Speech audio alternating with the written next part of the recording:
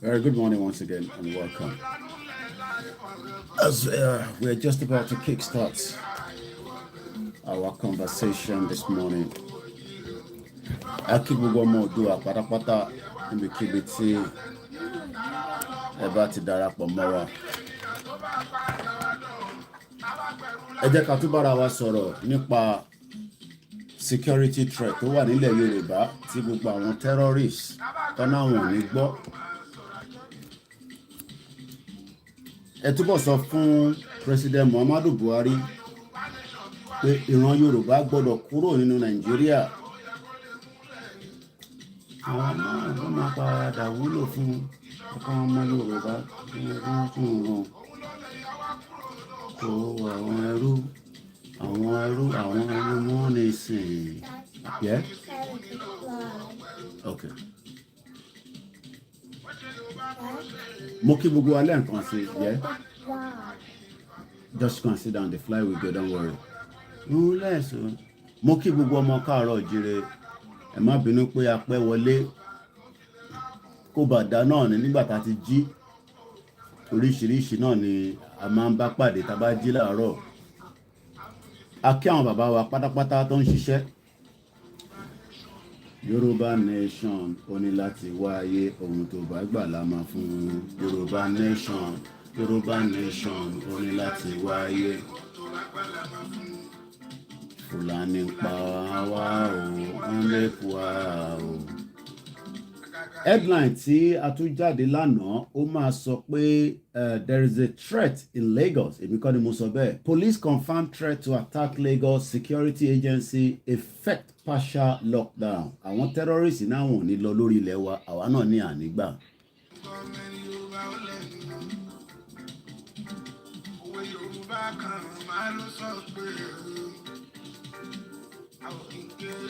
We must remain vigilant.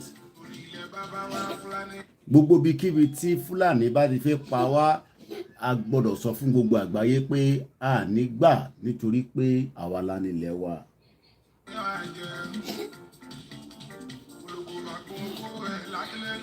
A lè lọ sóko, a lè ṣiṣẹ́, a lè ṣe kankan nítorí pé àwọn Fúlàní wọ́n ti gba gbogbo ilẹ̀ mọ́ wa lọ́wọ́. A dẹ̀ sọ pé a gbà, a fẹ́ dá dúró gẹ́gẹ́ bí orílẹ̀-èdè. Ẹ káàbọ̀ sórí ètò, a ṣe fẹ́ wọnú ètò náà lọ ni.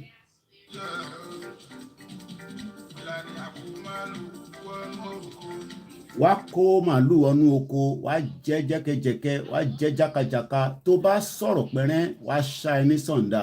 Tó bá sọ̀rọ̀, wá yọ AK-47. Ìjọba Buhari fún wọn láyè kó máa gbé ìbọn káàkiri láti máa paráàlú láì ṣe kankan sí i. Ṣé bá ṣe máa wò náà ní àwa ń sọ fún gbogbo èèyàn ọmọ Yorùbá pé àsìkò tó ilé tó máa lọ.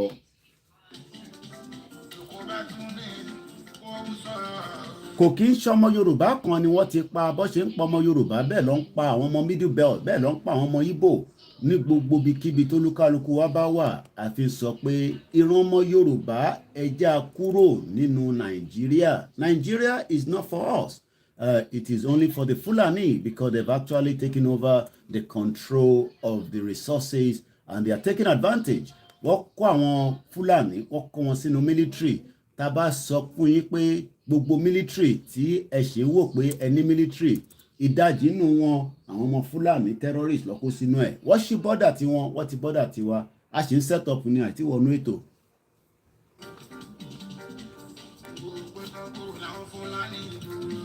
ẹ jẹ́ ká máa rántí lóòrèkóòrè pé Buhari ló fi pa bàbá wa Chief Sunday Adéyẹmọ.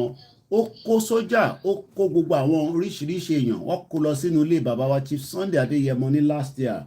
Ọpẹ́lọpẹ́ Elédùmarè ni kò jẹ́ kó rí bàbá pa sínú ilé.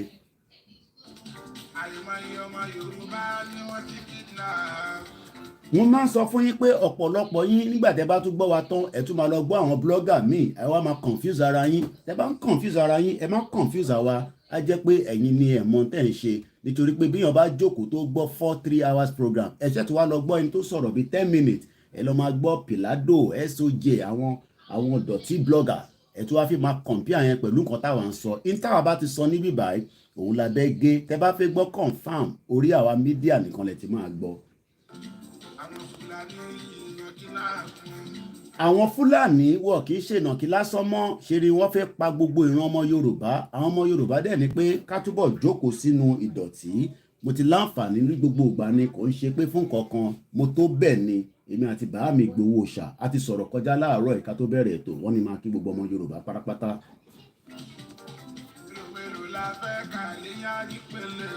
Kò sẹ́ni tí a lè láǹfààní àti bá sọ̀rọ̀ nítorí pé ọ̀rọ̀ Yorùbá nation bó ṣe kan ọba ló kan baálẹ̀ ló kan gbogbo agbègbè kọ̀ọ̀kan. Àwa á máa sọ pé a kí gbogbo àwọn ọba ilẹ̀ aládé.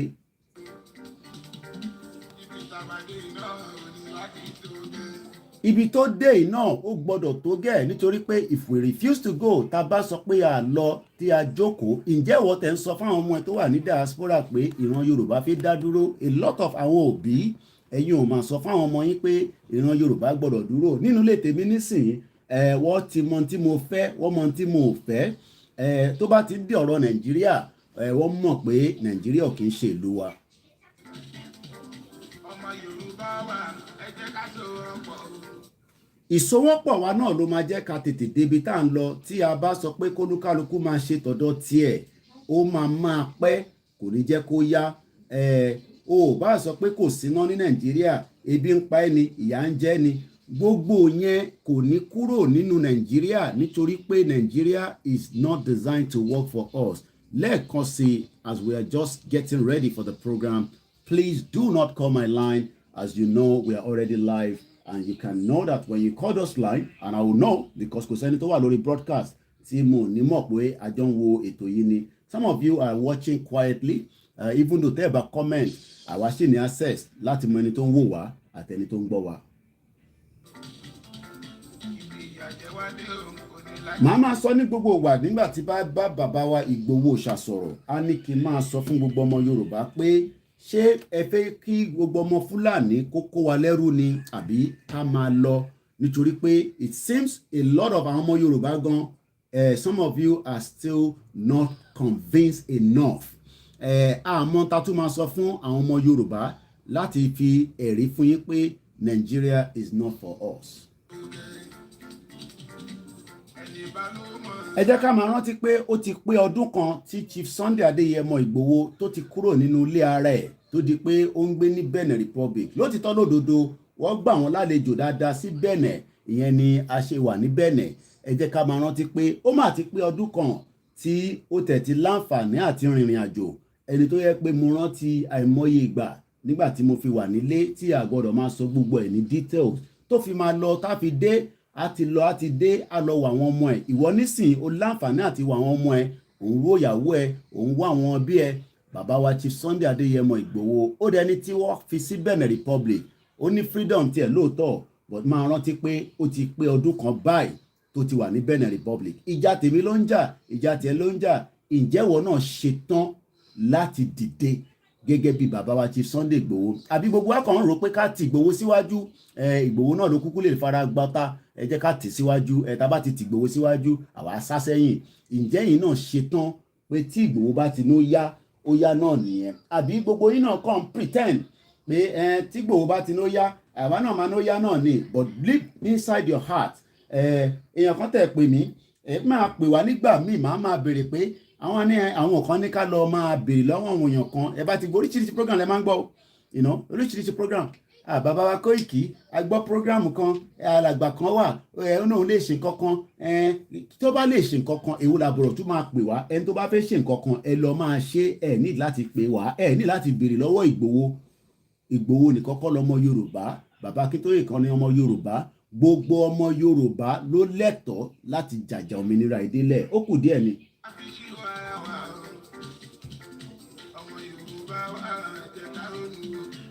tí a bá ronú nísìnyí ká tètè get the hell out of Nigeria ọ̀pọ̀lọpọ̀ wa máa sọ pé nǹkan máa da eléyìí ti kọjá Nigeria kò bẹ̀ta no 1980 ní Sunny Okosu ló ti fi kọrin pé which way Nigeria bíbi tọ́rọ̀ dé nísìn let's get the hell out of Nigeria before it is too late. Once again, a very good morning and welcome as we are just about to kickstart the program. Láti wáyé ohun tó bá gbà la máa fún un.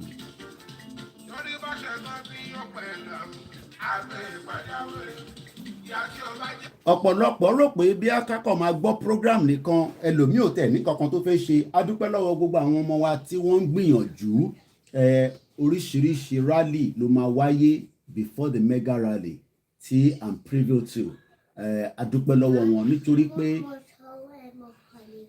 you want more toast and honey okay tí a bá gbéyẹ̀wò ní on the 27 rally méjì ló máa wáyé màá máa ṣàlàyé rally méjèèjì yẹn fún wa báwo lẹ ṣe lè support wọn directly or indirectly adúpẹ́ lọ́wọ́ àwọn ìyá wa tí wọ́n gbé tò kalẹ̀ gbogbo náà lẹ wò wọ́n àwọn náà ń ṣètò ni ǹjẹ́ wọn náà ń ṣètò tọ̀dọ̀ tiẹ̀ àwọn akíkanjú obìnrin adúláwọ̀ àgbáyé they had a conference yesterday ẹlòmíì sì ń dúró pé kó kọ́kọ́ gbàyè lọ́wọ́ Ìgbòho kó gbàyè lọ́wọ́ Yọnítìrí kó gbàyè lọ́wọ́ bàbá Akíntóyè kó tó ṣe nǹkan kan is just a waste of time. Ẹ jẹ́ kémi lọ ṣe toast fáwọn ọmọ nínú ilé torí pé nígbà tí búrẹ́dì wà nílé ọ̀dọ̀ tí ń ní ebi ti ń pa yín ebi ò pa wá níbí báyìí mò ń bọ̀ nà.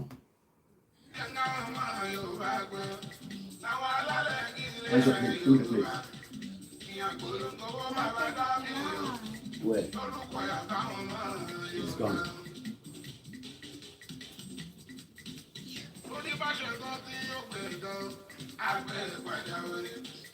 Tí o bá jẹ́ ńlá ọmọ Yorùbá gbé o àwọn alálẹ̀ ìpínlẹ̀ Yorùbá ìyàn kòrò kówó bàbá dábì o lórúkọ yàtọ̀ ọmọ Yorùbá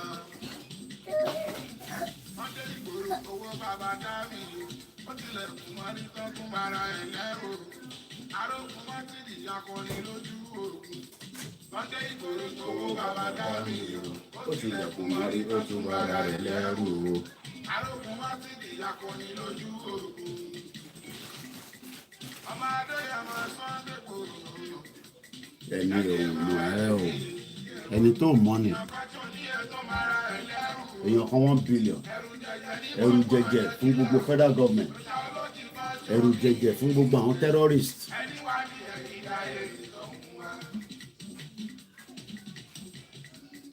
Ọmọ Adéyẹmọ Sunday kòrò. Ó kù díẹ̀ a máa bẹ̀rẹ̀ ètò nísìnyí. A dúpẹ́ lọ́wọ́ gbogbo ọmọ Yorùbá pátápátá as we are about to kick start again this morning. Ó fojú di kú. The general himself Ìgbòho Òòṣà ọlọ́run àbá máa dúró tì ó ní ọlọ́run ló lẹ̀mí òun ẹ̀mí ò sí lọ́wọ́ anybody gbogbo ẹ̀ tẹ́ ń ṣàdúrà tẹ́ ń fàdúrà ránṣẹ́ ẹ túbọ̀ máa fàdúrà yẹn ránṣẹ́ àpáta ńlá ni wánú oníwèrè òní tó gbòòrò ojoojúmọ́ ló ń solve problem is a problem solver àwa láwọn professor aláwọn intellectuals gbogbo yín dákẹ́ sọ̀rọ̀ Yorùbá nation ó dà bẹ́ẹ̀.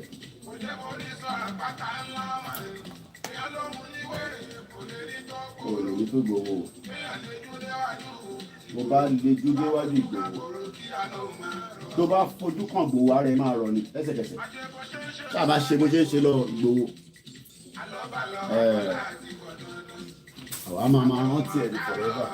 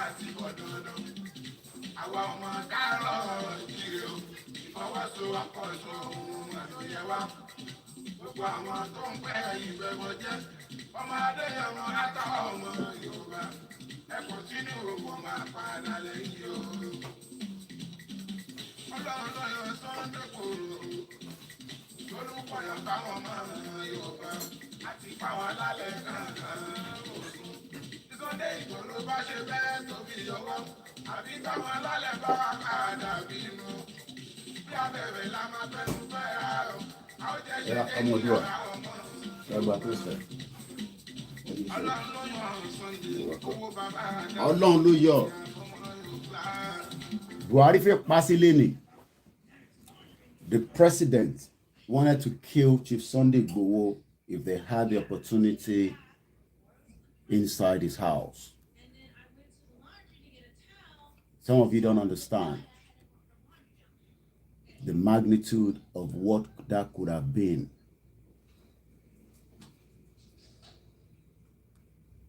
But ọ̀pọ̀lọpọ̀ yín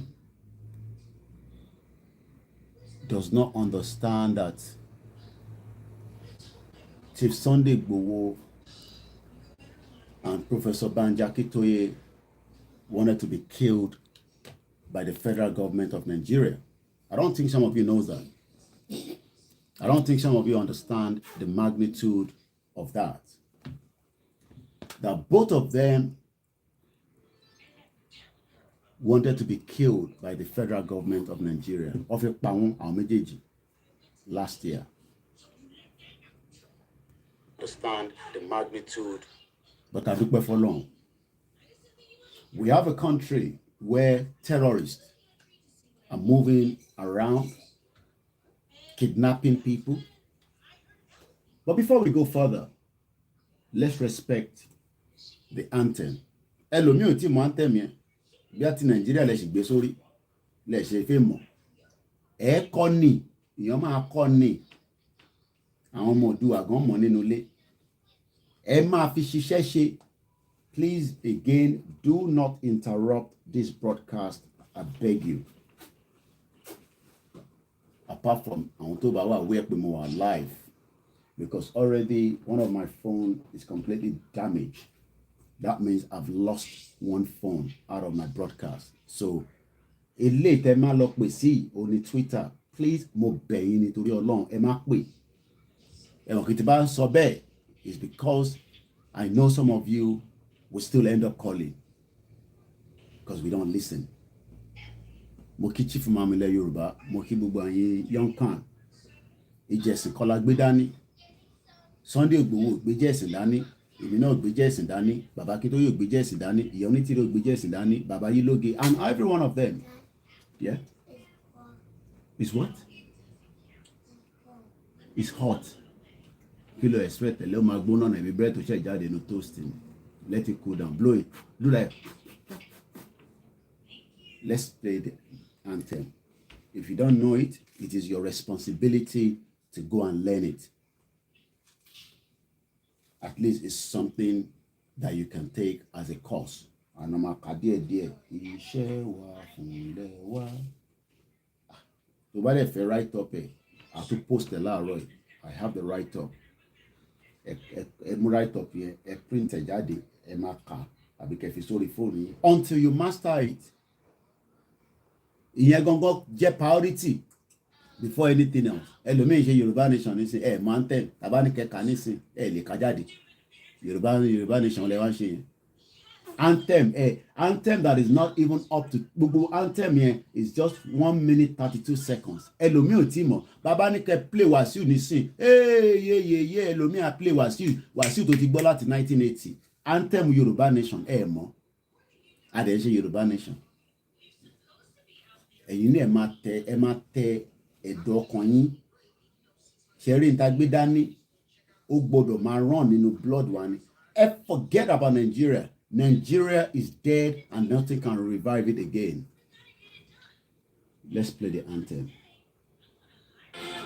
Fúnlẹ̀ wá, forílẹ̀ ìbí wá, kàgbéga, kàgbéga, kàgbéga fàyẹ̀rí. Ìgbàgbọ́ wa ni pé láti bẹ̀rù làbọ̀ mọ́, ká ṣiṣẹ́, ká ṣiṣẹ́, ká ṣiṣẹ́, ká jọlá, ìṣọ̀kan àtòmìnira, ní kẹjẹ́ ká máa lépa, tẹ̀síwájú, ọ̀pọ̀ ire àtòhun tó dára, ọmọ Oòduà dìde, kò sí ipò ẹ̀tọ́ rẹ, ìwọ ni ìmọ́lẹ̀ ògo adúláwọ̀, ìwọ ni ìmọ́lẹ̀ ògo adúláwọ̀. Mbọ̀ ọmọ Oòduà òun ló ṣì ń lo àsìkò mi báyìí, ó kù díẹ̀ náà ni ẹja lọ fún ní tó fẹ́ the last one.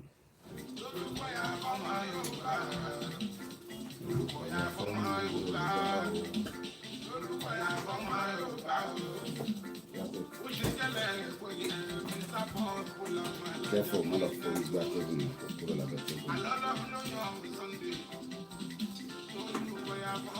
Of your passing lane.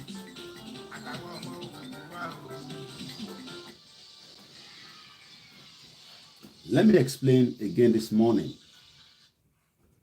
the reason why we want to exit Nigeria is not because, good morning, Freedom First and All Hail Biafra. I've listened to Simon Ekpa yesterday, and to Baitigbo, Simon Ekpa. A lot of the Biafra do not align or agree with him, but trust me, Simon Ekpa, whether the Biafra that are against him or not, I can assure you that he speaks on behalf of millions of Biafrans, and they take his command and they listen to him. Hey, ọmọ Oòduà, reduce kìíní tó ń gbọ́ yẹn. Ṣùgbọ́n nǹkan tí mo sọ bẹ́ẹ̀. Thank you. You can increase it, but má jẹ́ kó pọ̀ púpọ̀. Please, I beg you, do not ever ask me to speak in Yoruba, or when I speak in Yoruba, don't ask me to speak in English. This is an international platform. I know where Yoruba nation and fight for, but èmi ò bá ọmọ Yorùbá nìkan sọ̀rọ̀. I'm speaking to the world. Because if the government have successfully killed Igboho in the house last year, only Eledumare knows what could have happened. The reason why we are fighting the cause we are fighting is not because of anything more than the fact that we don't want to be part of Nigeria. And there's a right to that.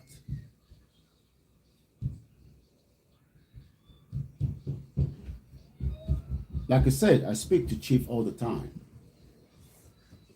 And without going into too much of the conversation because they're very private. And each time I speak with him, which is a privilege, I've already spoken to him first thing in the morning, we speak. We review a lot of things. Don't ask for his number. You will not get it from me. There's something that I appreciate about him for the fact that even in the midst of Ubuntu Tishele, regarding his house invasion and all that, he still tells me, he's still giving me encouragement. And that encouragement is what I come and give to you. Encouragement tí bàbá wa Chief Sunday Igboho bá ń fún mi, lèmi náà fi ń jáde láti wá fi bẹ́yàn ọmọ Yorùbá sọ̀rọ̀. but ǹjẹ́ àwọn ọmọ Yorùbá gan ǹjẹ́ à ń take encouragement yẹn ǹjẹ́ à ń gbà. A lot of you always say we should not have anything to do with the Biafra. That's entirely up to you because that is your own view. But I will say àti Biafra tó fẹ́ lọ àti Middle Belt tó ń ké tí kò tí really sọ pé àwọn fẹ́ lọ ẹ̀wọ̀n pé the Middle Belt they are just crying ọ̀sì ń ké lábẹ́ aṣọ ni. They've not really come out fully to say they want to go. But we know there are some of them I think tó ń ṣiṣẹ́ pẹ̀lú àwọn ninas. But read this kind of push that was him push pẹ̀lú àwọn Biafra ẹ̀wọ̀n káwọn méjèèjì la don push because we're using the awareness the campaign. But rírú àwọn Middle Belt tó ń ṣe the same thing tí rí àwọn arẹwà púpọ̀ but maybe one of the few of them.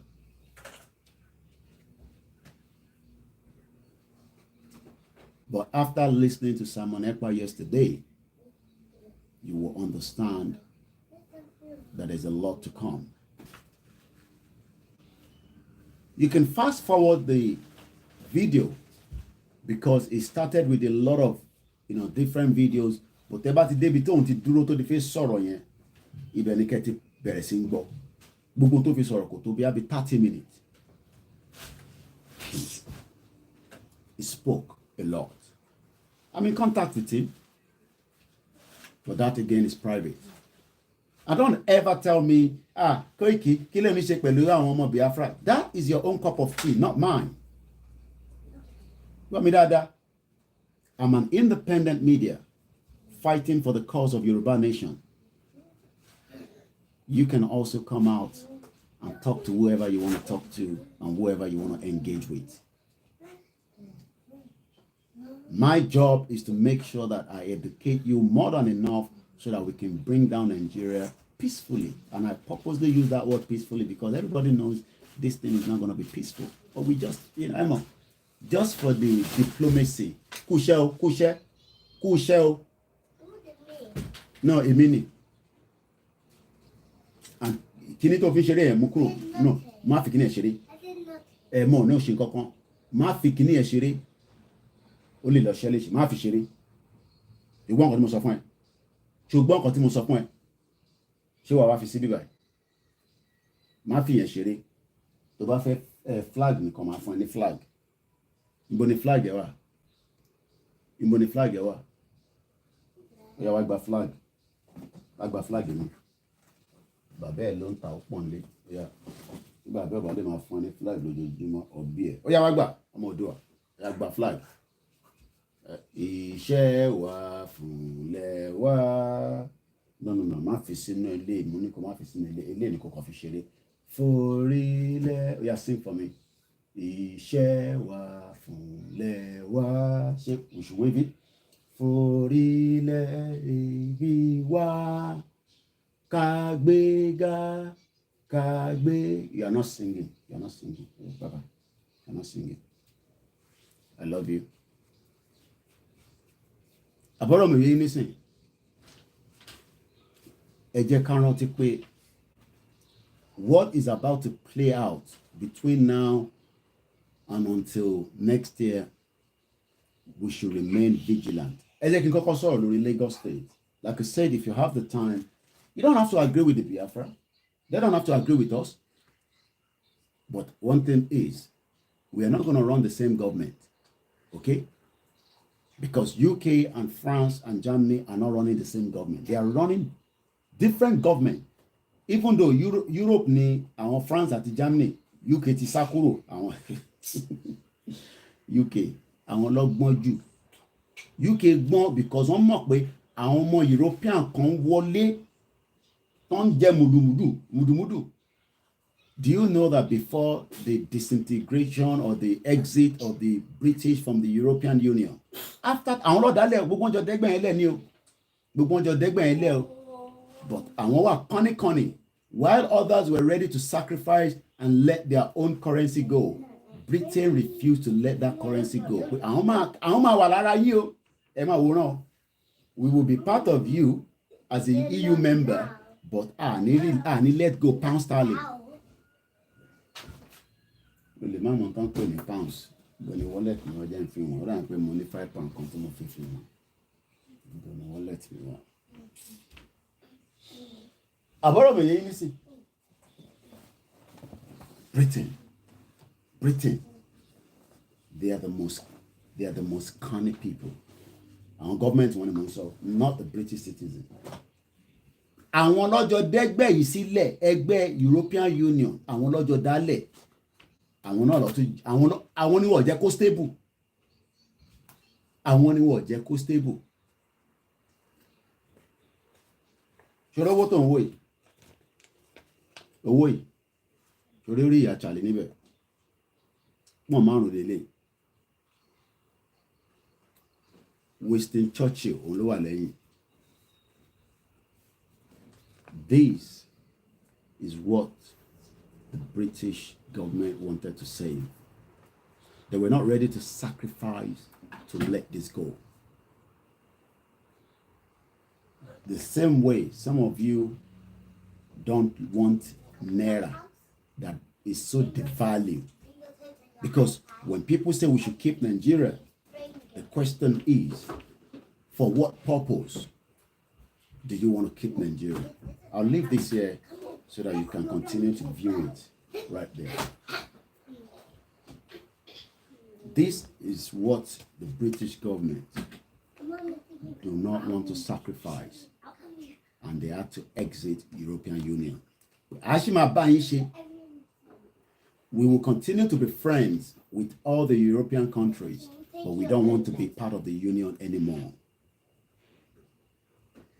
Is that not the same thing that our non-son is saying? We can continue to be friends with all the other ethnic groups within the confinement of that geographical location right now, which is called Nigeria. We will still be friends with them. Kò mí pé torí a fẹ́ pín a máa wà hostile àní díẹ̀ ọ̀rẹ́ pẹ̀lú wọn. But I want to know who is coming in and who is going out, just as the British government have done. While they were part of the European Union, just to take you back a little bit, what was actually happening, me witnessing, because I had a shop in this country. Àwọn ìlú kan wà tó máa ń wọlé, àwọn ọmọ wọn ò sí níbí báyìí, but wọ́n gba child benefit fún wọn. And it becomes a drain on the British economy. Imagine, because as a member of the European Union, ẹ̀tọ́ tí ọmọ Britain bá ní nílùú yìí náà ni ọmọ European Union ní. As at the time they were a part of that union, kó tó di pé wọ́n exit ní 2016, àwọn ọmọ ìlú wọn ló vote pé ṣe mọ́ pẹ̀lú yín. Àwọn kan fẹ́ ṣe, àwọn kan náà wọ́n ṣe. Enough is enough.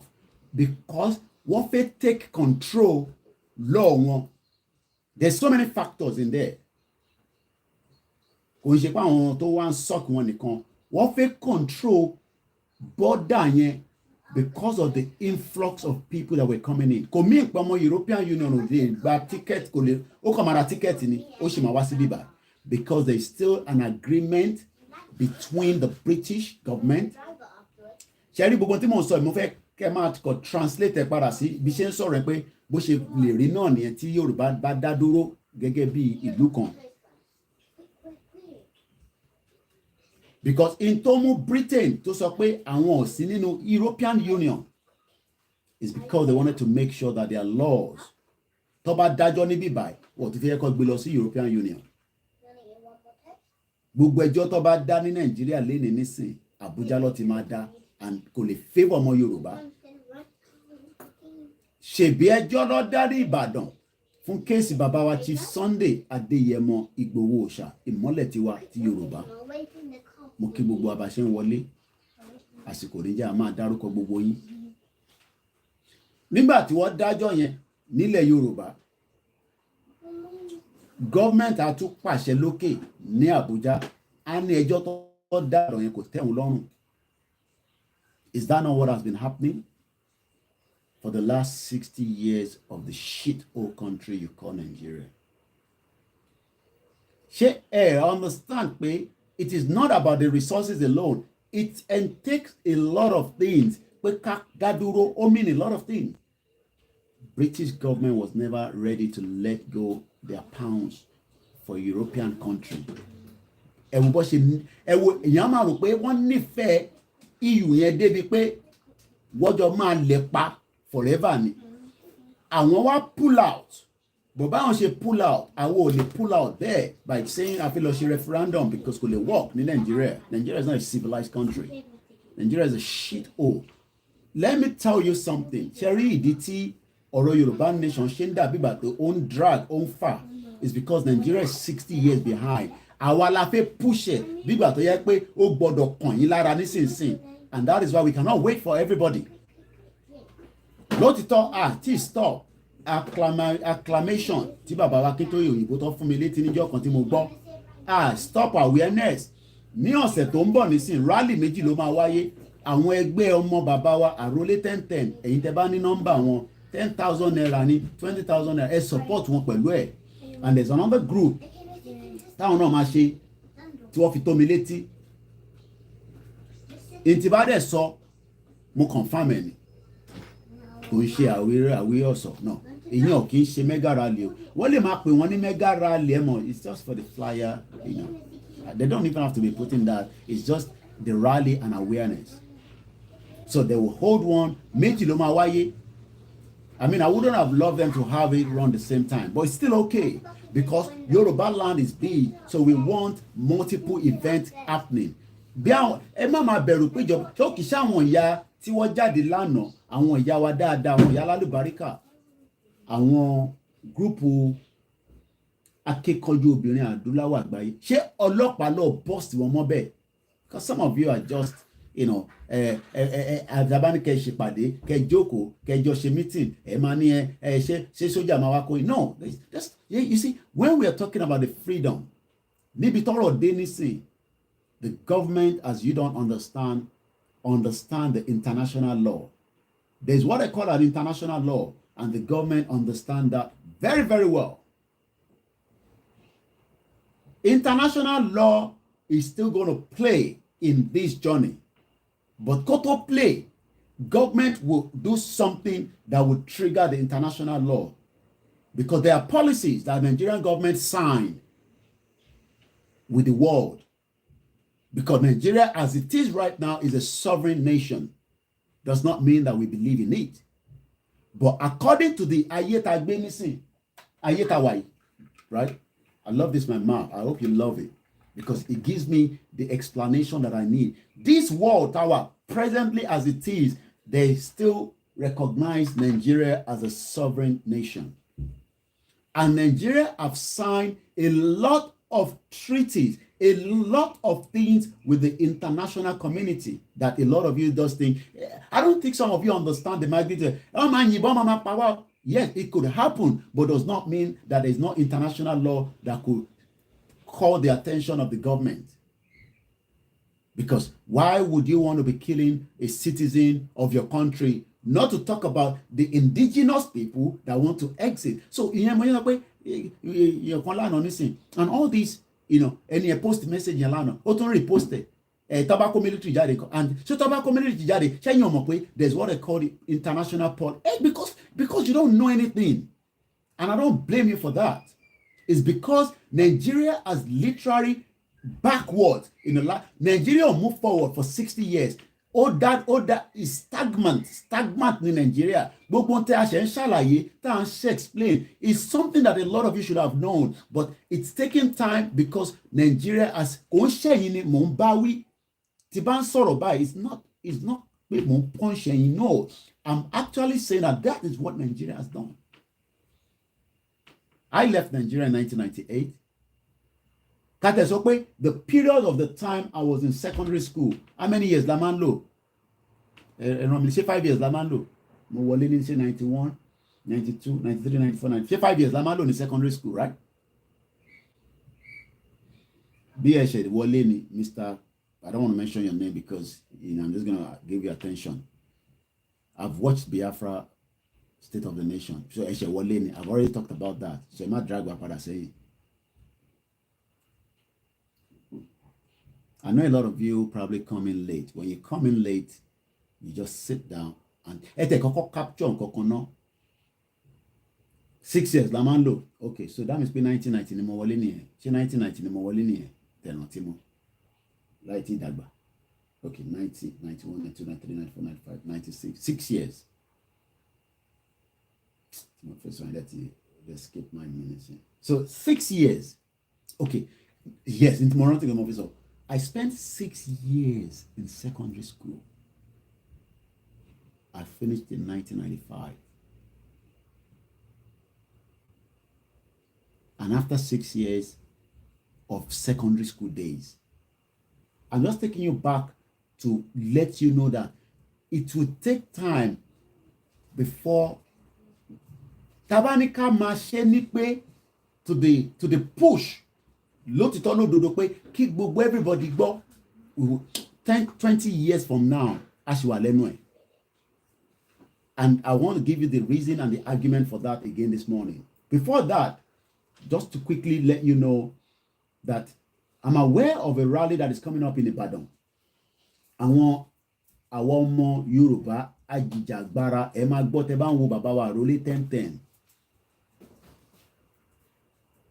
Àwọn ni wọ́n gbé tó yẹn kalẹ̀. Bàbá rẹ̀ ni tó fẹ́, bí ẹ fẹ́ ní kankan ni pé okay gbà pé ẹ tẹ̀ fẹ́ jáde. You can contact him directly. If you reach out to me, you can contact him and just give him whatever you want to give him. Because when it comes to Sherry or Orowo Atijeki, not that some of you don't trust us, but this block of Owo any problem for this journey of this Yoruba nation. Or not just kick or delay. And one other one, talk with Milano. We have people that are asking for materials. Ṣebí ọ̀rọ̀ materials náà la máa fi ṣe campaign. Ṣé tíyàn bá ń káàkiri pé ẹgbà Yorùbá nation nu ṣebí yàn fún wọn ní leaflet. The leaflet fún wọn. And the whole time all these things were coming last year. Àwọn kan ti sọ di nǹkan mi mọ́ wa lọ́wọ́. Mo kàn fi lọ mú tí mo save yẹn ṣá. Yeah, there's another one going to happen. Àwọn yẹn tẹ̀ fi picture mi sí. Ẹ fi picture mi àti Igboho sí àti Mama Onitiri. So these one are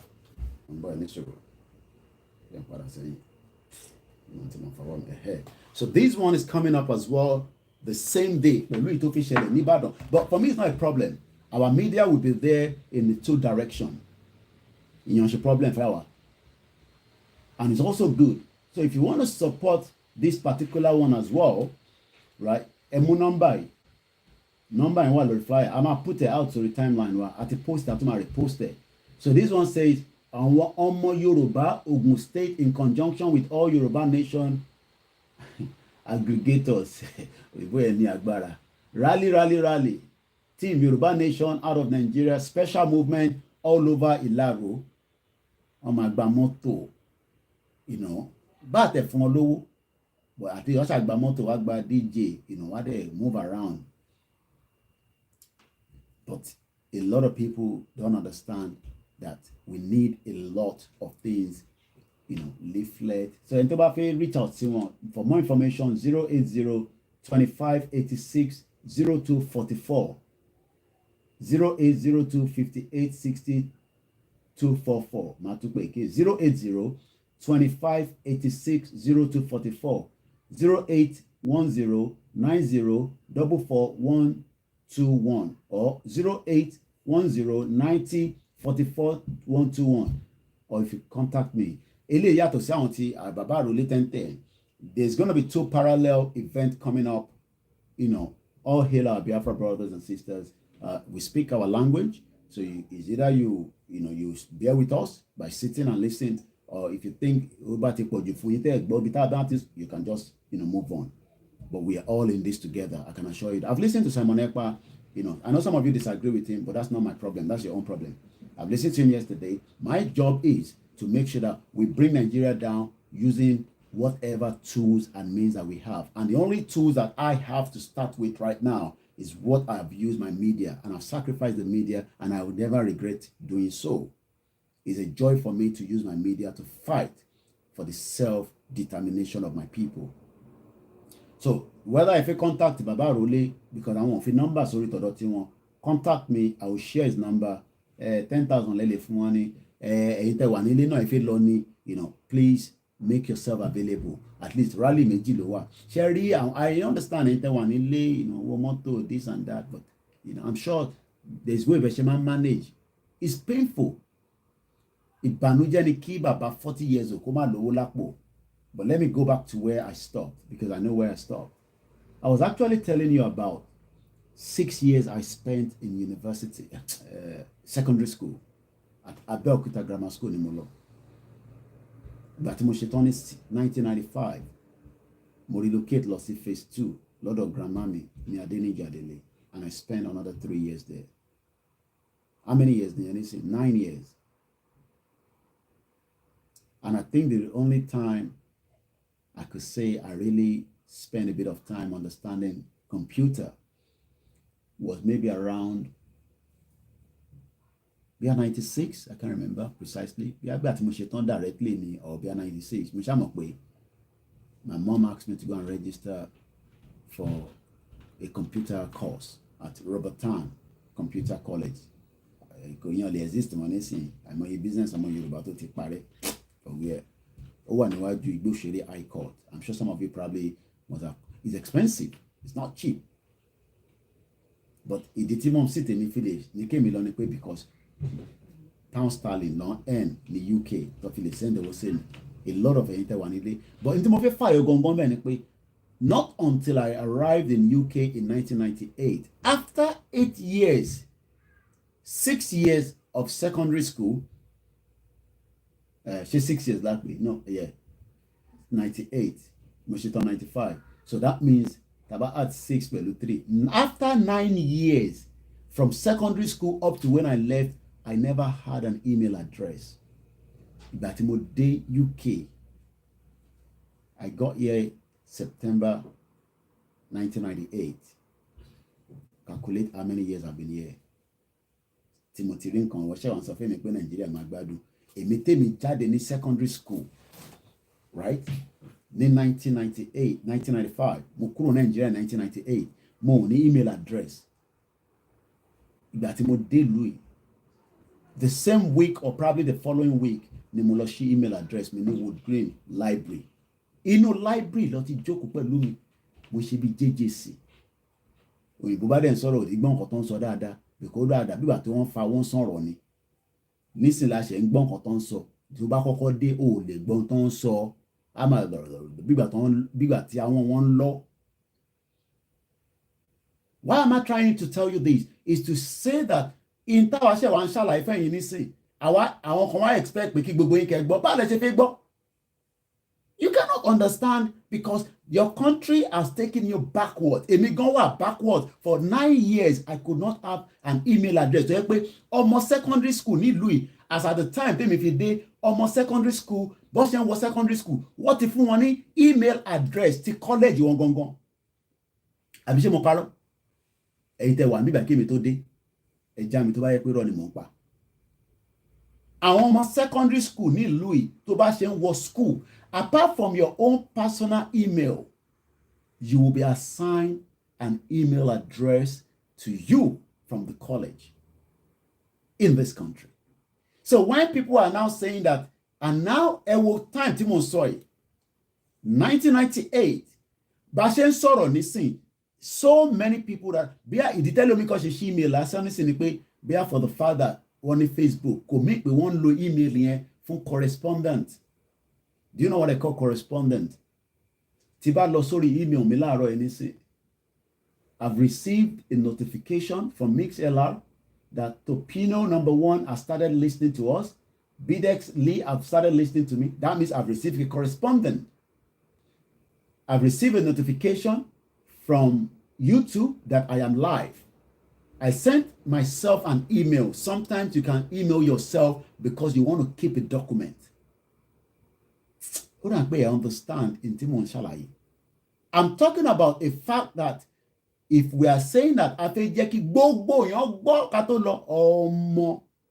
forget it. in tó mú èmi Ọláyọmí Kóìkì tí mo lò 9 years ìyá tèmi wà ní UK as at the time tí mo ń sọ yìí because my mom travelled as far back àwọn ti rí vision Nigeria pé kò gáárà ìyá mi kúrò Nigeria because of the exchange rate in 1991. Go and ask yourself how much was the dollar in 1991, and she has been to 23 countries around the world. She's been traveling before I was born in 1978.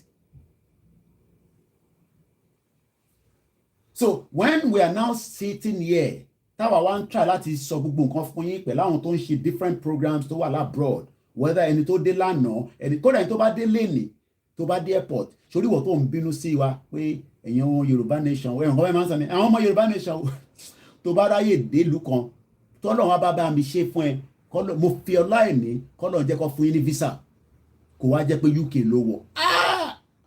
Wà á ní kọ́ bẹ́ẹ̀ wá Kóìkì pé o fẹ́ họ́gẹ̀ pé because bí immigration officer ṣe máa bẹ́ẹ̀ sọ̀rọ̀ ní kódà tó bá jẹ́ pé criminal kan nìyẹn pé o mọ̀ bí àǹkọ́ tó ń lò bọ̀ olúkálùkù ló mọ̀ tó ń lò bọ̀ ká má go into too much details. Tó bá jẹ́ pé o wá ní visa tó confam o wá dé o wá tó wá lọ bá immigration officer tó dáa tẹ́mi bá travel ti bá ń bọ̀ ẹ̀mọ̀ pàwọn àti dògbò àti díjì táwọn ọmọ lọ́wọ́ but ẹni tó ṣẹ̀ ń bọ̀ nígbà míì tó jẹ́ pé jẹjẹ bẹ́ẹ̀mi náà ṣe má jẹ́ kí èèyàn kan parọ́ fún ẹ pé ìrọ̀lẹ́ nígbà táwọn ń kó ẹ̀ ń bọ̀ ó ń tọ̀ sára ni èmi pátá ẹ̀ ó ti tutù because kò mọ tó máa bá lẹ́nu ọ̀nà tí kò ní pé wọ́n kanlẹ̀kùn. Ok, ẹ káàárọ̀ àbọ̀rọ̀ mo yẹ yín nísìn má jẹ́ káwọn àǹtí ẹ̀ sọ fún ẹ pé because ti gba British passport àbọ̀ ti ní resident nígbà tó kọ́kọ́ máa dé ìtọ́ gbọ̀rọ̀ wọn ní kí ló máa bí mi ò ṣe mo máa because sórí bọ́dà tí a fi ń ṣeré they are allowed which takes me to the security alert from Lagos again òun ló wà níwájú mi August 17 àná ìbọn àná ní 17 àti wà lẹ́ni ní 18 live broadcast ẹ̀ ń wò báyìí o live ni ẹ̀ ń wò lọ́wọ́lọ́wọ́ báyìí mo kí gbogbo ẹni tí ẹ kẹ́ máa sùn lamẹ́ríkà torí àsìkò àdé dárúkọ torí bàbá dárúkọ àwọn kan ní tí náà dárúkọ àdàbí ìgbà tí ẹ pé our partial. Police confirmed threat to attack Lagos. Security agency effect partial lockdown. About 3 weeks ago, kan lè mi sọ kọ́ máa kódà àwọn kan tún jáde wọ́n ní bẹ́ẹ̀mi ṣe sọ pé wọ́n máa bọ́ǹbù Lagos yẹn kí n má sọ bẹ́ẹ̀ ẹ̀ ń ṣíìrì ẹ má bínú ẹ̀yin èèyàn mi pé mo lo èdè yẹn láàárọ̀ yìí you are mad kí iṣẹ́ wo ni journalist máa ń gbà èèyàn máa ń raise alarm ni alarm tèmi ti raise ní 3 weeks ago òun ni Lagos ṣe ń ṣe partial lockdown. For me, I still believe that the Lagos state government can stop it. But there is still imminent to an attack in Lagos. Lagos is still prone to a bomb. Bomb ni mo sọ mo ṣe iyèméjì mo twisted bomb attack. Ẹ gbọ́ pé wọ́n múyàn kan tó dress bí obìnrin. Wọ́n náà wá bá plier lára ẹ̀. Because you are gullible. Èmi tèmi gan wà nílé tí ìyá tèmi ti travel ní 1991. Ìyá tèmi máa ń ṣe tán pè ní U-turn in the 80s. Àwọn tó bá mọ tán pè ní U-turn ló máa yé ọ̀rọ̀ tí mò ń sọ yìí. U-turn mean that she finished as a mobile secretary. Mobile ni mo sì mi ti ṣiṣẹ́ as a secretary. Oníṣẹ́ ẹ̀yin student ẹ wà ní sí ẹ pé most of you ẹlòmíì ìdí ló fi gba degree ló fi jáde ní university òṣìwò university jàgbàjàgbà ò lẹ lọ tẹ̀bẹ́ẹ̀tẹ̀ lọ́mọ nísìn Buhari ti tì í mọ́lé àbẹ́mọ̀ pé Buhari ló tì í mọ́lé iná nísìn wọn náà tuntun paná mọ́ yín lójú àná ẹ máa jáde ẹ máa faraya káwa tó declare Yorùbá nation ká tó gba mágàrà lè ká tó ṣe gbóǹta fẹ́ ṣe. U-turn my mom was doing what they call a U-turn to US tó bá gbéra níjọ́ Friday àjọ ń jẹ breakfast níjọ́ Sunday ni U-turn ló ń pè yóò bá ọmọ tán mi by that U-turn mi pé tó bá jáde lálẹ́ láti Lagos Murtala Mohammed Airport ní in the 80s ni mo sọ mo wà ní primary school ní tí mo rántí dáadáa ni tó bá gbéra láàárọ̀ lálẹ́ ó máa lọ síbi iṣẹ́ ìwọ nísìn ò níṣẹ́ tó ń lọ àníkà dádúró nísìn tata ẹ̀yin ọmọ Yorùbá mẹ́ta wo nǹkan tá à ń sọ yé yín kò ní yé ẹ náà ni tá máa fi lọ àkọ́ níbi tá máa tì yín sí ní ọmọ Yorùbá ní kò lè yé ẹ. If my mom left that shithole country in 1991 because of the dollar, torí dọ́là ni màmá tèmi ṣe kúrò ó sá kúrò ní pé eléyìí tóun wò yìí eléyìí máa kó bá òun opó dẹ̀ ni because ó ti lose ọkọ ẹ̀ in the 80s ni bàbá tèmi ti kú Kóìkì Ọmọlóyè kò ń ṣàwọn olórí burúkú àwọn olówó tí yín nísìn tó ọ̀rọ̀ owó fi ṣe nǹkan kan. Àwa bá àtẹ̀ bá bàbá wa láyé a gbọ́ ìtàn tó ṣe níwọ̀nba ayé tó lò díẹ̀ kó tó di pọ́lọ́run nípẹ́ àsìkò tó kù bí ọ̀tẹ̀ ẹ̀dá tó tètè mú lọ because àwọn ẹlòmíì tó kú gan àwọn reason tọ́lọ́run ṣe tètè mú wọn lọ because you can imagine kírú bàbá tàwa nísìn tó dẹ̀ níyàwó tó pọ̀ ni bàbá mi fẹ́ kò yan ṣe big deal ó lọ́mọ tó pọ̀ gbogbo 15 split eye condition ni bàbá mi ló fi sínú ilé ẹ̀ tó ń lò 15 ni mo sọ fún ẹ ọ̀dẹ̀ ìwà imagine kírú àwọn bàbá yẹn wà láyé nísìn kí business máa lọ kí everything ìyẹn ó máa commit suicide náà gbẹ̀yìn náà ni ó máa commit because kò lè I don't understand how my father will be alive ẹni tó ti jẹ́ olówó kò wá lówó mọ́ ìjẹ́wọ̀n náà láwọn bẹ́ẹ̀ ládùúgbò yín láti gbogbo state kankan bàbá èdè lówó rí o kí ló wá ṣẹlẹ̀ economy Nàìjíríà ti pa Fúlàní ti pa ìtẹ́ tá a ṣe sọ pé ká máa lọ nìyẹn kíkọ padà síbi bọ́dà tí mò ń sọ̀rọ̀ tọ́lọ̀ bá bẹ́ẹ̀ ṣe tó bá kọ̀ dé immigration border nílùú yìí kò ń ṣe irú àwọn àtẹ́pá ti di jìntà tẹ́mi bá travel nísìn tí bá ń bọ̀ nísìn tí immigration bá sọ̀rọ̀ nǹkan máa dá lóhùn wàláì tó bá sọ méjì máa fún ní mẹ́ta because mo ti di jìntà sí wọn lọ́rùn mo ti wà nínú system ẹni tó bá wà nínú system wàá challenge wọn because ó ti mọ right ẹ but ìwọ tó ń bọ̀ wàá ti tọ̀ sára wàá tọ̀ sára òyìnbó ìkí ló máa ń so because sori port of entry gangan ni landing tó o bá land ẹ ìtọ́ bá mú ẹ̀ detain ẹ̀ mọ́bẹ̀ flight máa gbé ẹ padà lọ níjọ́ kejì mo ṣeré o ìyẹn lẹ ṣe máa rẹ́ lù mí tó máa lọ sílé aláwo á lọ sílé babaláwo á lọ sí church á wá lọ gbé passport ẹ̀ imagine ṣé ọmọ Finland máa ń ṣe bẹ́ẹ̀ tó bá fẹ́ travel ẹ mọ̀ pé Finland ládò lánàá imagine your passport akọ́kọ́ lọ sábẹ́ Quran kan á ṣàdúrà sí bó ṣe ń lọ yìí immigration officer gbọ́dọ̀ tó bá jẹ́ pé Nàìjíríà dání tó jẹ́ pé ìgbà táwọn ya ti wá ń wá in the 80s ẹnu ọ̀nà lọ ti ń lo visa fún wọn pé Nàìjíríà wọ́n mọ̀ kan fi wá ṣe business ni but ìwọ nísìn wọ́n mọ̀ kan fi sá lọ ni irú àwọn tá wá in the 80s in the 90s 1990 lèmi dé àwọn tó tẹ̀ dé before àwa àwọn tẹ̀ sí lọ́kì díẹ̀ but ìwọ tó fi wá nísìn ní 2000 you are running away. You are running away. Why should a Finland citizen kọ́kọ́ fẹ́ travel? Àwa lọ wé candle. Pastor, mo fẹ́ travel. Mo bẹ̀ yín ni. Bí ṣe ń lọ yìí, àwọn ṣó léwọ̀ gbọ́dọ̀ dá mi padà.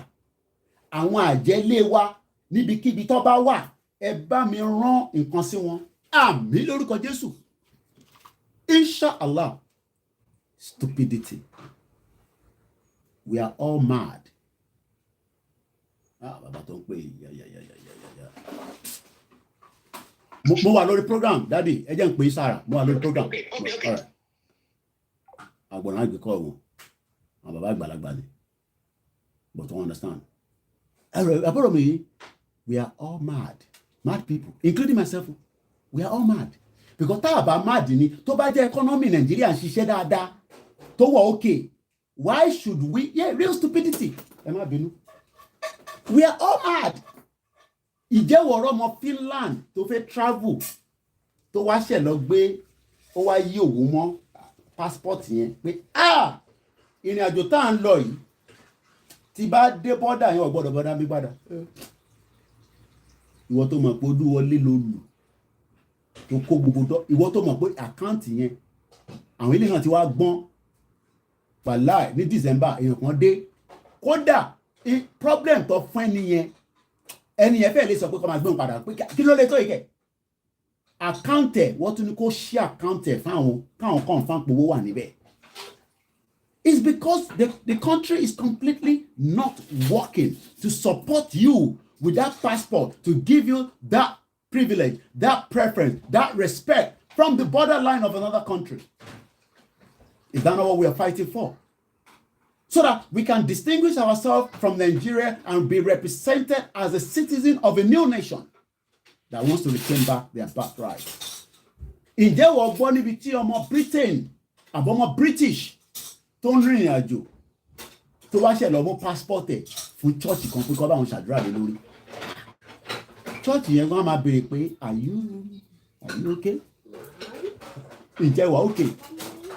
Àwa nìkan là ń ṣe lọ́dọ̀ tiwa. It's because the country is not working.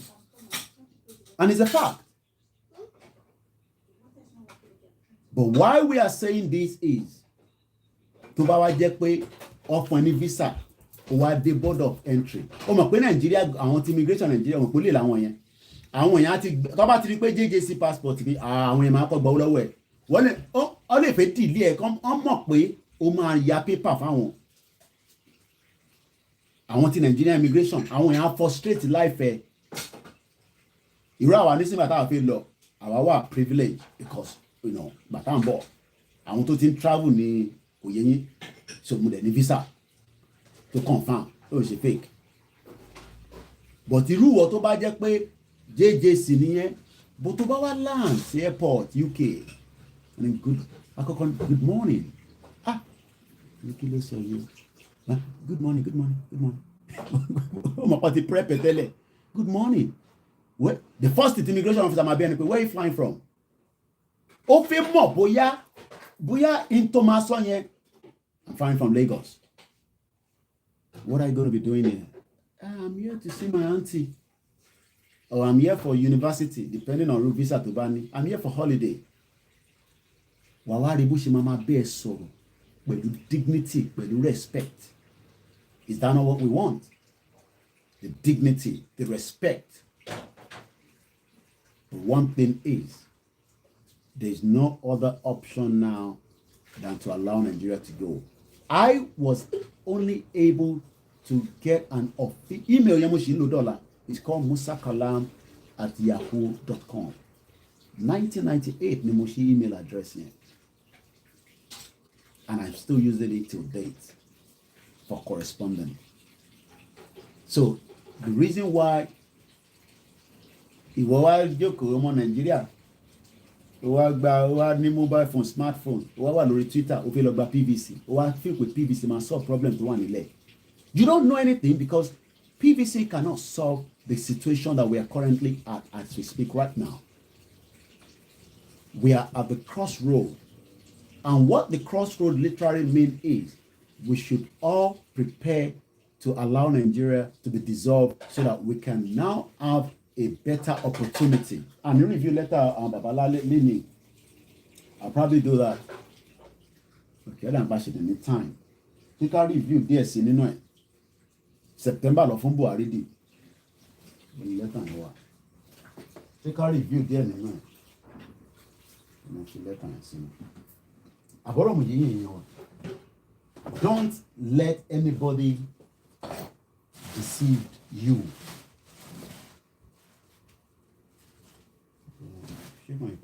Okay. Okay, bani kan bá mú báàgì mi tí máa ń gbé laptop mi sí yẹn. Please. Don't let anybody deceive you. Don't let all these criminal politicians tell you that Nigeria cannot break. They know that the moment the country breaks, every one of us will shine. Every one of us will be superior. Every one of us will not have any reason to run after anybody. Only you're seeing your long. Ọmọ bá ń bá àgọ́ ọwọ́ ẹ̀mí. Ọmọ láti London. Jẹ́ yọ̀ sí lọ́rùn. Bó o ṣe ń yọ̀ sí lọ́rùn yẹn, òun náà yọ̀ sí wọn náà lọ́rùn one way or the other. Bó ṣe jẹ́ kó rí nìyẹn. In the 80s, let me tell you this. Níbi táwọn màmá tiwa ti tajà, ní ṣe gọ́tà lọ ti máa ń ta àwọn lace wọn. Tó bá gba 20 or 10 or 5 or dollars, bí wọ́n fi travel, and tó ti travel, wọ́n máa ń ní dọ́là nílé ni. Alájà, èmi máa travel ní next week. Mo mọ̀ pé èèyàn ò tí ì lọ nísìn. Ìjẹ́ ní dọ́là kankan nílé ṣá tó confirm and to àwọn tó ń travel, àwọn business woman. Èlò lẹ́ni, mo sì lè fún yín ní and I'm serious, they have these dollars at home. A sì lè fún yín ní bí $4,000-5,000. Okay. Ṣé mọ̀ pé ẹni tó gba dọ́là yẹn lọ́wọ́ mọ́mísí mi tó ń fi travel, kó tó dé wọ́n ti ṣe owó yẹn padà fún mọ́mísí mi láti inú ọjà tó ń tà. Bó ṣe operate nìyẹn nígbà yẹn. And you know what they did? The Fulani literally crumbled every. Àwọn èèyàn rò pé Fulani ní igbó nìkan lè ń bá jà. Èmi sọ fún yín pé bá àtẹ̀ tí gbọ́ dáadáa nígbà yẹn, but at least tá bá play back ní sí pé àbájọ tí ìyá mi ṣe sá kúrò Nàìjíríà because Fulani ló pa economy táwọn fi ń ṣe business. The business was completely, because if she left in 1991 for the fact that dollar was giving problem, àwọn olówó wà ní ìjọba nígbà yẹn ṣebí Fúlàní náà ni, but nítorí pé nǹkan ò yé àwa nígbà yẹn, the reason tí nǹkan ṣe yé wa nísìnyí pé because we are now exposed báàgì yẹn òkè ló wà kò sí lókè àní lè review lẹ́tà bàbá kí n tó yẹ láàárọ̀ yìí okay no irú àná mo fi ṣe sorry mo fi sẹ́gbẹ́ àwọn envelope máa fi ń pọ̀ ẹni tó bá fẹ́ ra flag o kéékèèké tó kù kò pọ̀ mọ́ but àná àwọn ní £10 yẹn a sì ní díẹ̀ while production like I said is the next 3,000 the production is going on and I think I should still be able to push another maybe 1,500 for another production to kick on but the first production ta kọ́kọ́ ṣe ẹ má gbàgbé o ìyẹn ti ready ìyẹn ti wà so a kà máa fi ọ̀rọ̀ púpọ̀ a máa ṣojú òpó láìpẹ́ but a máa ka díẹ̀ nu lẹ́tà yẹn gé lé ní n fẹ́ ká máa kà lójoojúmọ́. ṣẹ́rí Fúlàní ti gbó yẹn gangan náà wọ́n ti ń ṣe damage yẹn ti pẹ́ kó àfúrásí ni but the beauty now is that we can now communicate the technology technology I mean to do this kind of broadcast before o gbọ́dọ̀ jẹun tó jẹun kánú o gbọ́dọ̀ ní a lot of owó but imagine now I just turn on my phone boom boom boom boom boom boom boom boom boom boom and right there and there everybody is listening and we are ẹ má rò pé mi náà mọ gbogbo nǹkan nígbà tá a bẹ̀rẹ̀ ìrìn àjò yìí lórí ọmọ Koiki ó ṣe lọ kátìkù yìí ọ̀rọ̀ tó ń sọ yẹn ní táwa ti ń fàbọ̀ láti in the 80s ní olóṣì nílùú yẹn òun ló lé mi kúrò Nàìjíríà and we become and things started and that's why we are saying that yes we want as many people tí n bá kí gbogbo ìmúro kí àwọn tó bá ti jẹ́ mídíà wa mo kí ìyàwó Janet Mati àwọn náà máa ń sọ̀rọ̀ lórí Facebook ẹ lè máa láǹfààní àti máa gbọ́ wọn because she's a media ẹ ṣe gan ni ìyàwó ẹ̀ka ara mọ̀ pásù kan máa dọ́dọ̀ yín láàárọ̀ yìí I'm sure pé ẹ máa pé èrò pásù wò lè lé ìkẹ́ pé mo sọ fún yín tẹ́lẹ̀ but pásù yẹn máa dọ́dọ̀ yín láàárọ̀ yìí we celebrate and we appreciate people like you pé Koiki pásù wò lè sẹ́ka ẹjọ́ tabadẹ̀ láwọn tó wà ní UK bí ẹ̀ ń travel lọ́lé tẹ bá kàn sí mi bí ẹ̀ lè bá wa mú èrò bí a bí flag mélòó kan dání màá fún yín náà nínú ẹ̀ má wọlé bẹ́ẹ̀ bá tẹ̀lé mú pẹ̀lú stick torí stick yẹn lélẹ̀ stick yìí dẹ̀ bá very very ó lè má lè gbanú box yìí but mo lè ẹ lè bá wa mú aṣọ yẹn nìkan lásán lọ bàbá rẹ̀ tó bá fẹ́ lọ́lé ẹ pè mí pé Mr. Koiki ó dà ń pẹ́ agbọ́ kó sọ pé àwọn ń lọ́lé wọ́n lè tó ẹrù yẹn forget ẹ má ẹ̀kẹ́ ẹrù báyìí ẹ kọ́ fi sínú bag ẹ dẹ́ fi sínú ìtẹ́bá láti airport máa rán yàn wá tó máa gbà lọ́wọ́ yín so that ẹ kọ́ ti fi sí tòsí pé ẹ bá ti délé ẹ kọ́ bá mi yọ fún wọn so that way we can push more.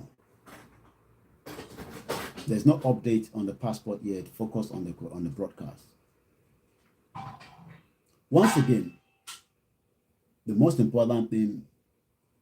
Mo ti rí ẹ okay orí Instagram ló ti máa ń wò mí bàbá baby má sọ̀rọ̀ má write anything no. Mo ti rójú ẹ̀ dáadáa nísìn orí Instagram orí Facebook orí YouTube orí MixLR báwọn ni baby wa mo ti rójú ẹ̀ dáadáa you don't see Igboho má kọ kankan síta o mo ṣáà ti rí ẹ mo ti okay mo mọ̀ pé ojú ẹ̀ nìyẹn àbí bọ̀bọ̀ Koiki ọ̀bọ̀ yìí you be coded person o. Mr. Koiki, please enlighten us about Yoruba Nation money. When the right time comes, we talk about Yoruba Nation money. Okay. Ojú ẹ̀kọ́ yọ ọgbẹ́ ọkọ̀ ajé you don't see Igboho. How many people don't see Igboho? Àwọn kan ti gbọ́n Igboho, àwọn kan ti rí lórí picture, àwọn kan ti rí live and direct. Mo ti bá sọ̀rọ̀ láàárọ̀ Igboho ṣá. Mo ọkọ̀ bá sọ̀rọ̀ láàárọ̀ bá mi tó dáa. So just to let us know that, where do we get the flags in the US? Well, Tebabeka send us mommy, contact me. Lano, I should send a méjì lọ sí US, ẹyọkan lọ sí Germany. It could take some days, but it would eventually arrive. So Teba reach out to me, you would, navy blue shirt. Eba wa bọ̀bọ̀ yẹn, ẹni tó bá bá mi rí máa yẹn, máa fún ní 20K. The person tó ṣe fídíò yẹn gangan ni òun ṣe pé kó lọ gbé rẹ̀ jáde kó níwọ̀ ló ṣe fídíò yẹn. Fídíò yẹn ti lágbára jù. Ó ṣe analysis yẹn bẹ́ẹ̀ tó yẹ pé CNN ló rán wá ní ṣá. You don't see, ó kọ́kọ́ bẹ̀rẹ̀ pé you don't see bí èèyàn kan wà lẹ́gbẹ̀ẹ́ ní kò tẹ̀ yé mi because bó ṣe ń sọ yẹn you don't see Ìgbòho navy blue shirt. Ó ṣe analysis yẹn ó lágbára. The guy that did the video did all deserve award. Èmi lè fún ní 20K lára ara mi ẹ̀yin náà lè máa bẹ̀rẹ̀ ẹ bá mi wá 20K jáde but ó deserve an award.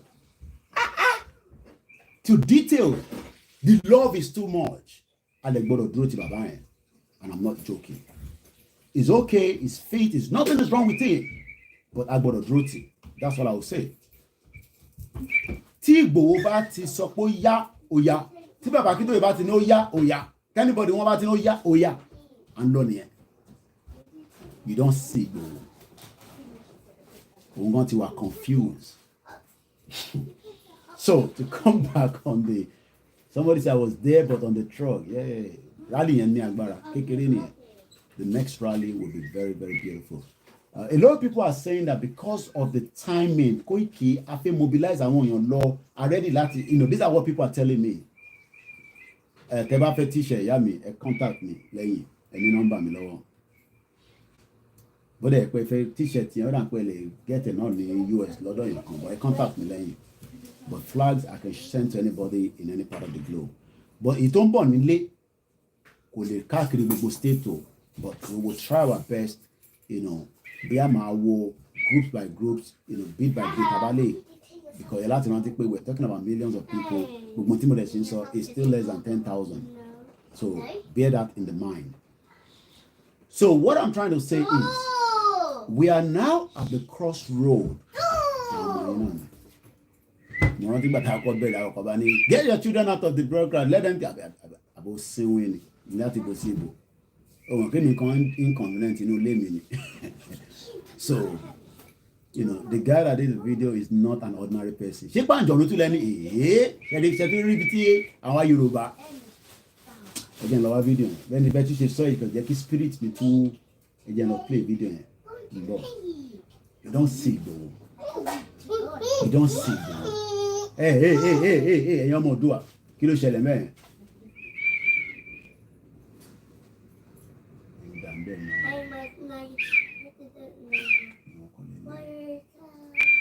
Ká ṣe kankan ẹjẹ ń ṣe OBS mi kan sí tẹlẹ sọ pé side bí bàbá mi ló wà but OBS mi máa gbé jáde nísìn.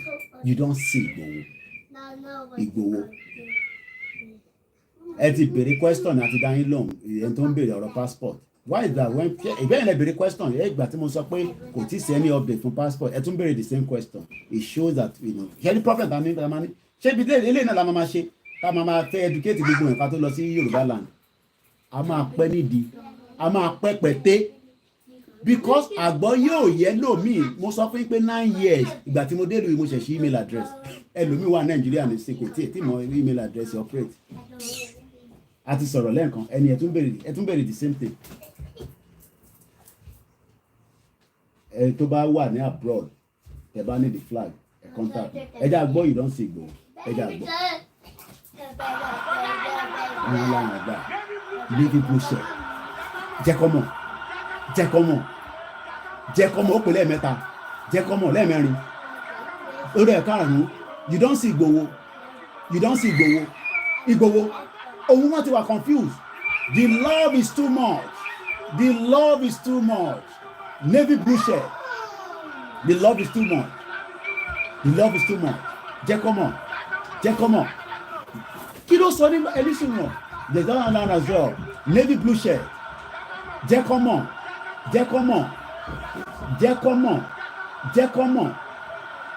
You don't see Ìgbòho. Ó sọ nǹkan towards the end yẹn. Kí ló sọ nígbà yẹn náà? The love is too much. The love is too much. Love yẹn ti pọ̀ jù. Kò ṣe quantify. The love is too much. Jẹ́ kó mọ̀. Jẹ́ kó mọ̀. Kí ló sọ nígbà tí ó fẹ́ parí ọ̀rọ̀ yẹn? Kí nìkan tó sọ níbẹ̀ yẹn náà? Jẹ́ kó let's go àbí kí ló sọ yẹn náà? That is the kind of love that we expect for the 1 million rally. Don't ask me whether Chief will be going or not. But ǹjẹ́ wọ́n ti ń prepare èèyàn 10, èèyàn 500, èèyàn 1000 tó ti mobilize wọn sílẹ̀? Pé at any time tó bá pè rally yẹn jáde, èmi fúnra mi máa kóyàn 500 jáde. Ǹjẹ́ wọ́n ti ń gbáradì fún? So, Akomaka, the last bit of this ele, and I open the phone line, but ẹ má pè ju studio line nìkan lọ. Mo bẹ̀ ẹ́ nítorí tẹ́lọ́hùn. So, àti kàdé ibi tí Tafa Balewa náà sọ fún wa pé, and I'm just going to go back from there, page nìkan la máa kà. But tó bá di bẹ́ẹ̀ later lọ́la lágbára Ọlọ́run kọ́lọ́n ṣọ́wá dọ́là, màá review ẹ̀ more. But September 30 ni wọ́n fún government day. What is going to happen after that?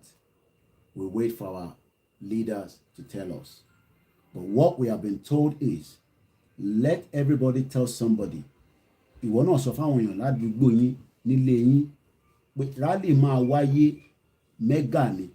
A lot of people are saying because tí mo bí tó ti fẹ́ ṣe.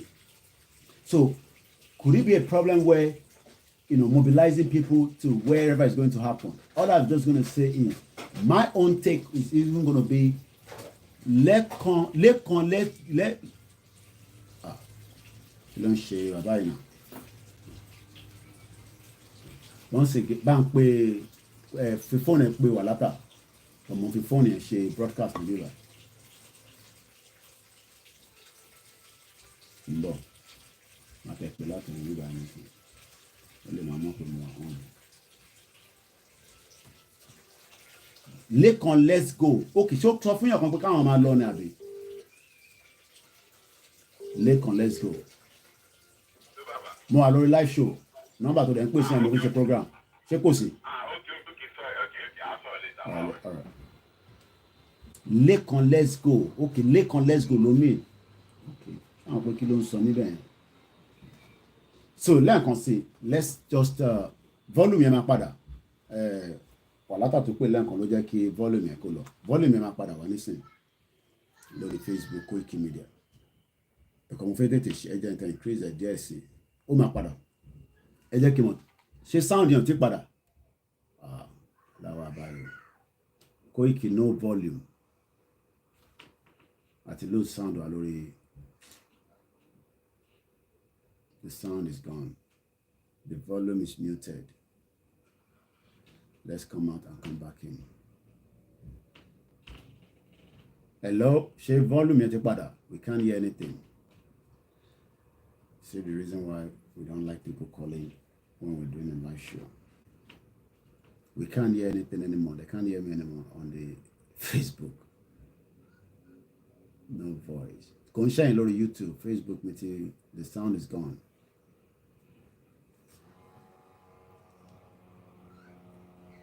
Wàlátà tó pè ló ti disturb gbogbo. Very reason tí ṣe máa ń káwọn èèyàn máa ń pè sórí tabanṣe program. We've lost the sound. So it's not muted, it's just. All right, we'll probably just end that and just start it again. That's all I can say.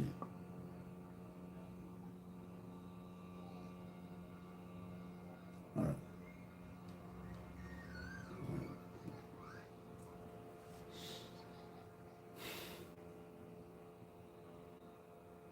Let me come back out.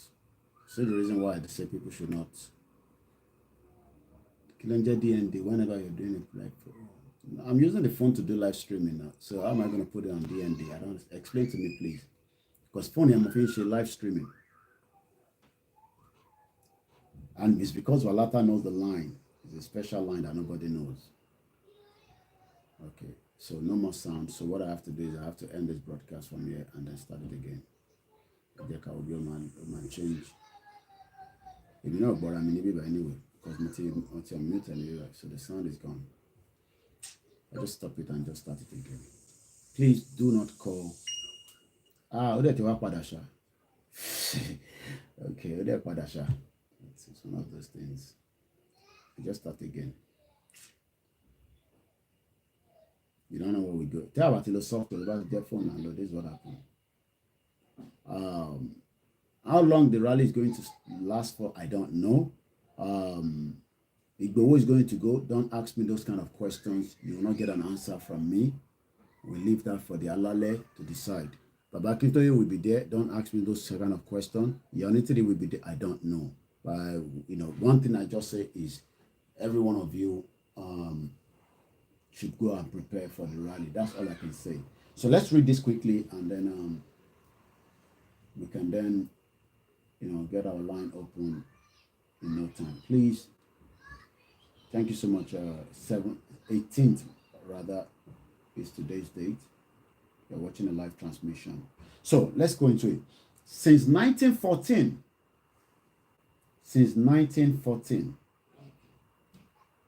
I'm going to talk about the security in Lagos just briefly because on the headline, Roy, but it's just going to be very brief.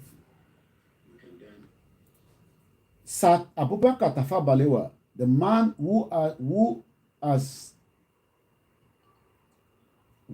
the Prime Minister headed the Nigerian federal government in the years immediately before and after independence, said on a number of occasions, Abubakar Tafawa Balewa only trying to make Nigeria into one country. But the Nigerian people themselves are historically different in their background. Now. If you put it on do not disturb, all calls and notifications will be silent in the back. Oh, okay. Oh, do not disturb. I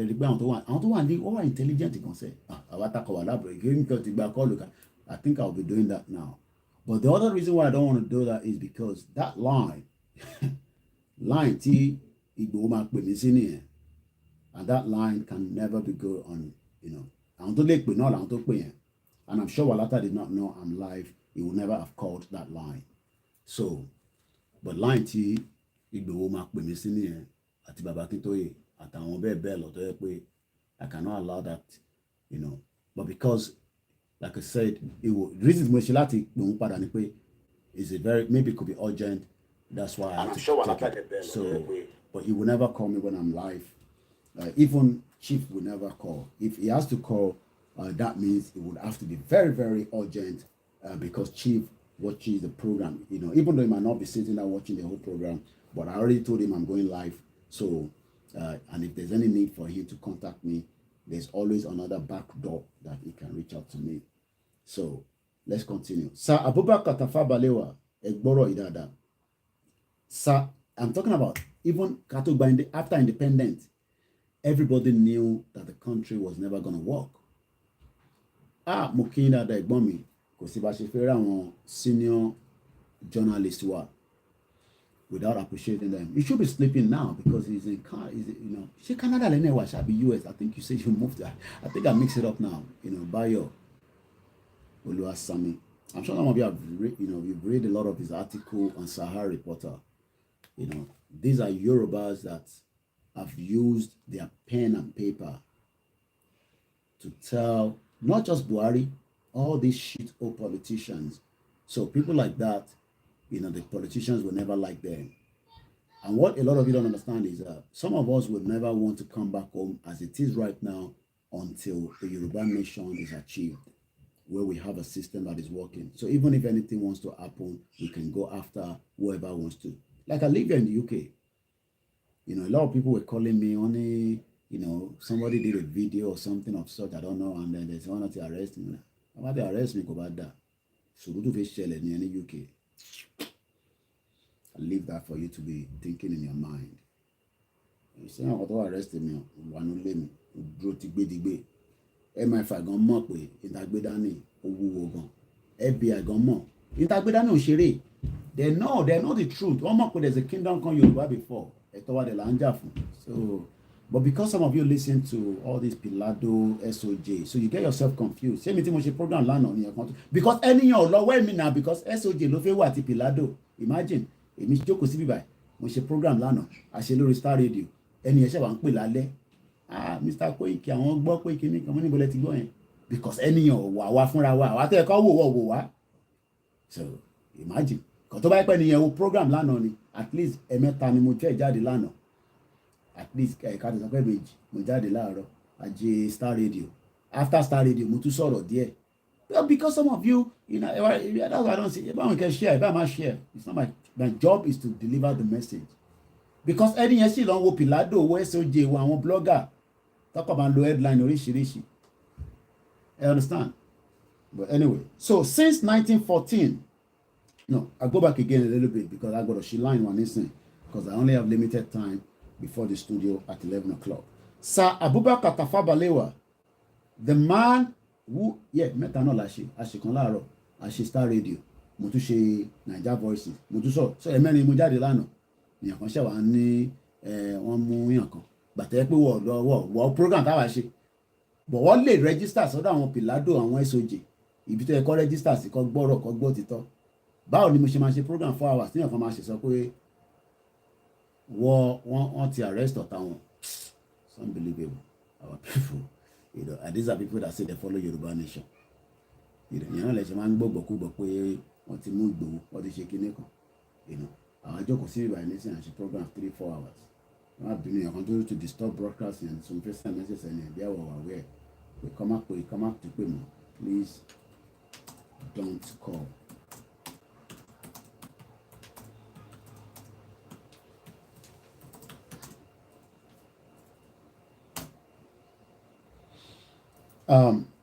Sir Abubakar Tafawa Balewa, the man who, as the Prime Minister, headed the Nigerian government in the years immediately before and after the independence, said on the number of occasions before and after the independence, since 1914, Latin 1914, the British government has been trying to make Nigeria into one country. British government has been trying to make Nigeria into one country. Why? When we are not one. So those of you at home that are now, thank you so much, for that education, Mr. Ayo, and I don't joke with any information that you give, even though, I have to say, if it's workable for me based on the purpose of the line that I'm using to stream. So, but I do appreciate. I probably would do that with maybe you relate, see, and your man quiz, don't disturb me. I think I'll be doing it on that one. The other party program, people can call on that. So, once again, why is the British government trying to make Nigeria a one country, knowing fully well that we are not one? Why? But the Nigerian people themselves are historically different in their background, in their religious beliefs and custom, and do not show themselves any willingness to unite. One force wa pé ká unite, Peter Obi náà máa unite wa, Atiku náà máa unite wa, Tinubu náà máa unite wa. Kí ló dé tó ṣe fẹ́ unite wa? Ṣé dandan ni pé is it a must that they must unite us, knowing historically, historically, we are different in background. But every one of them now, hey, come and vote 2023 so that we can unite. Why do you want to unite us? We don't want to be united because we are different. Does not mean that I don't want to live with any other person, but I want to know who I'm living with. Just as I told you that the British left so that they can secure and save this pound sterling. Because if the British remain in EU, at some point they will have to tell them that these pounds cannot be used. Do you understand? If Britain want to continue to remain in European Union, at some point they would have to forgo the pound sterling and use European.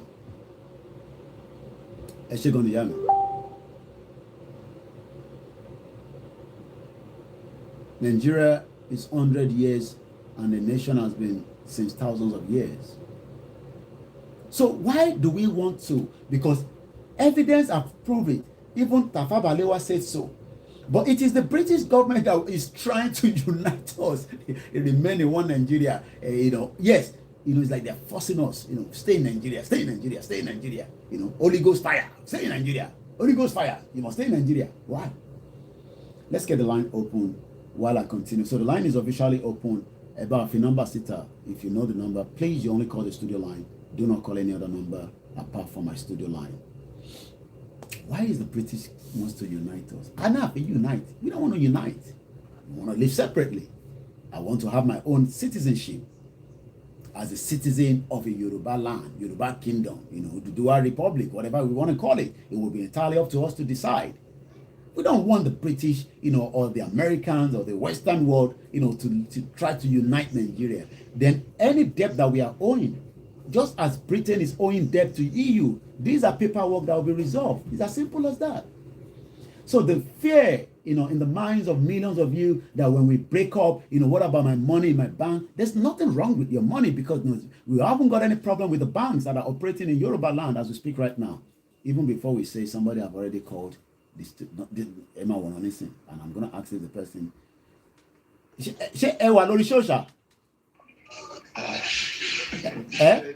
ẹ wà lórí show but ẹ gbọ́ ṣé studio line lélẹ̀ tí mo ní kọ́ pé eléyìí ò ṣe studio line náà alàgbà ẹ mọ̀ yẹn náà. mo ní kí ni mo bá sọ̀rọ̀ Koiki àti pẹ̀lú làwọn ti máa ń sọ̀rọ̀ ní àti pẹ̀lú.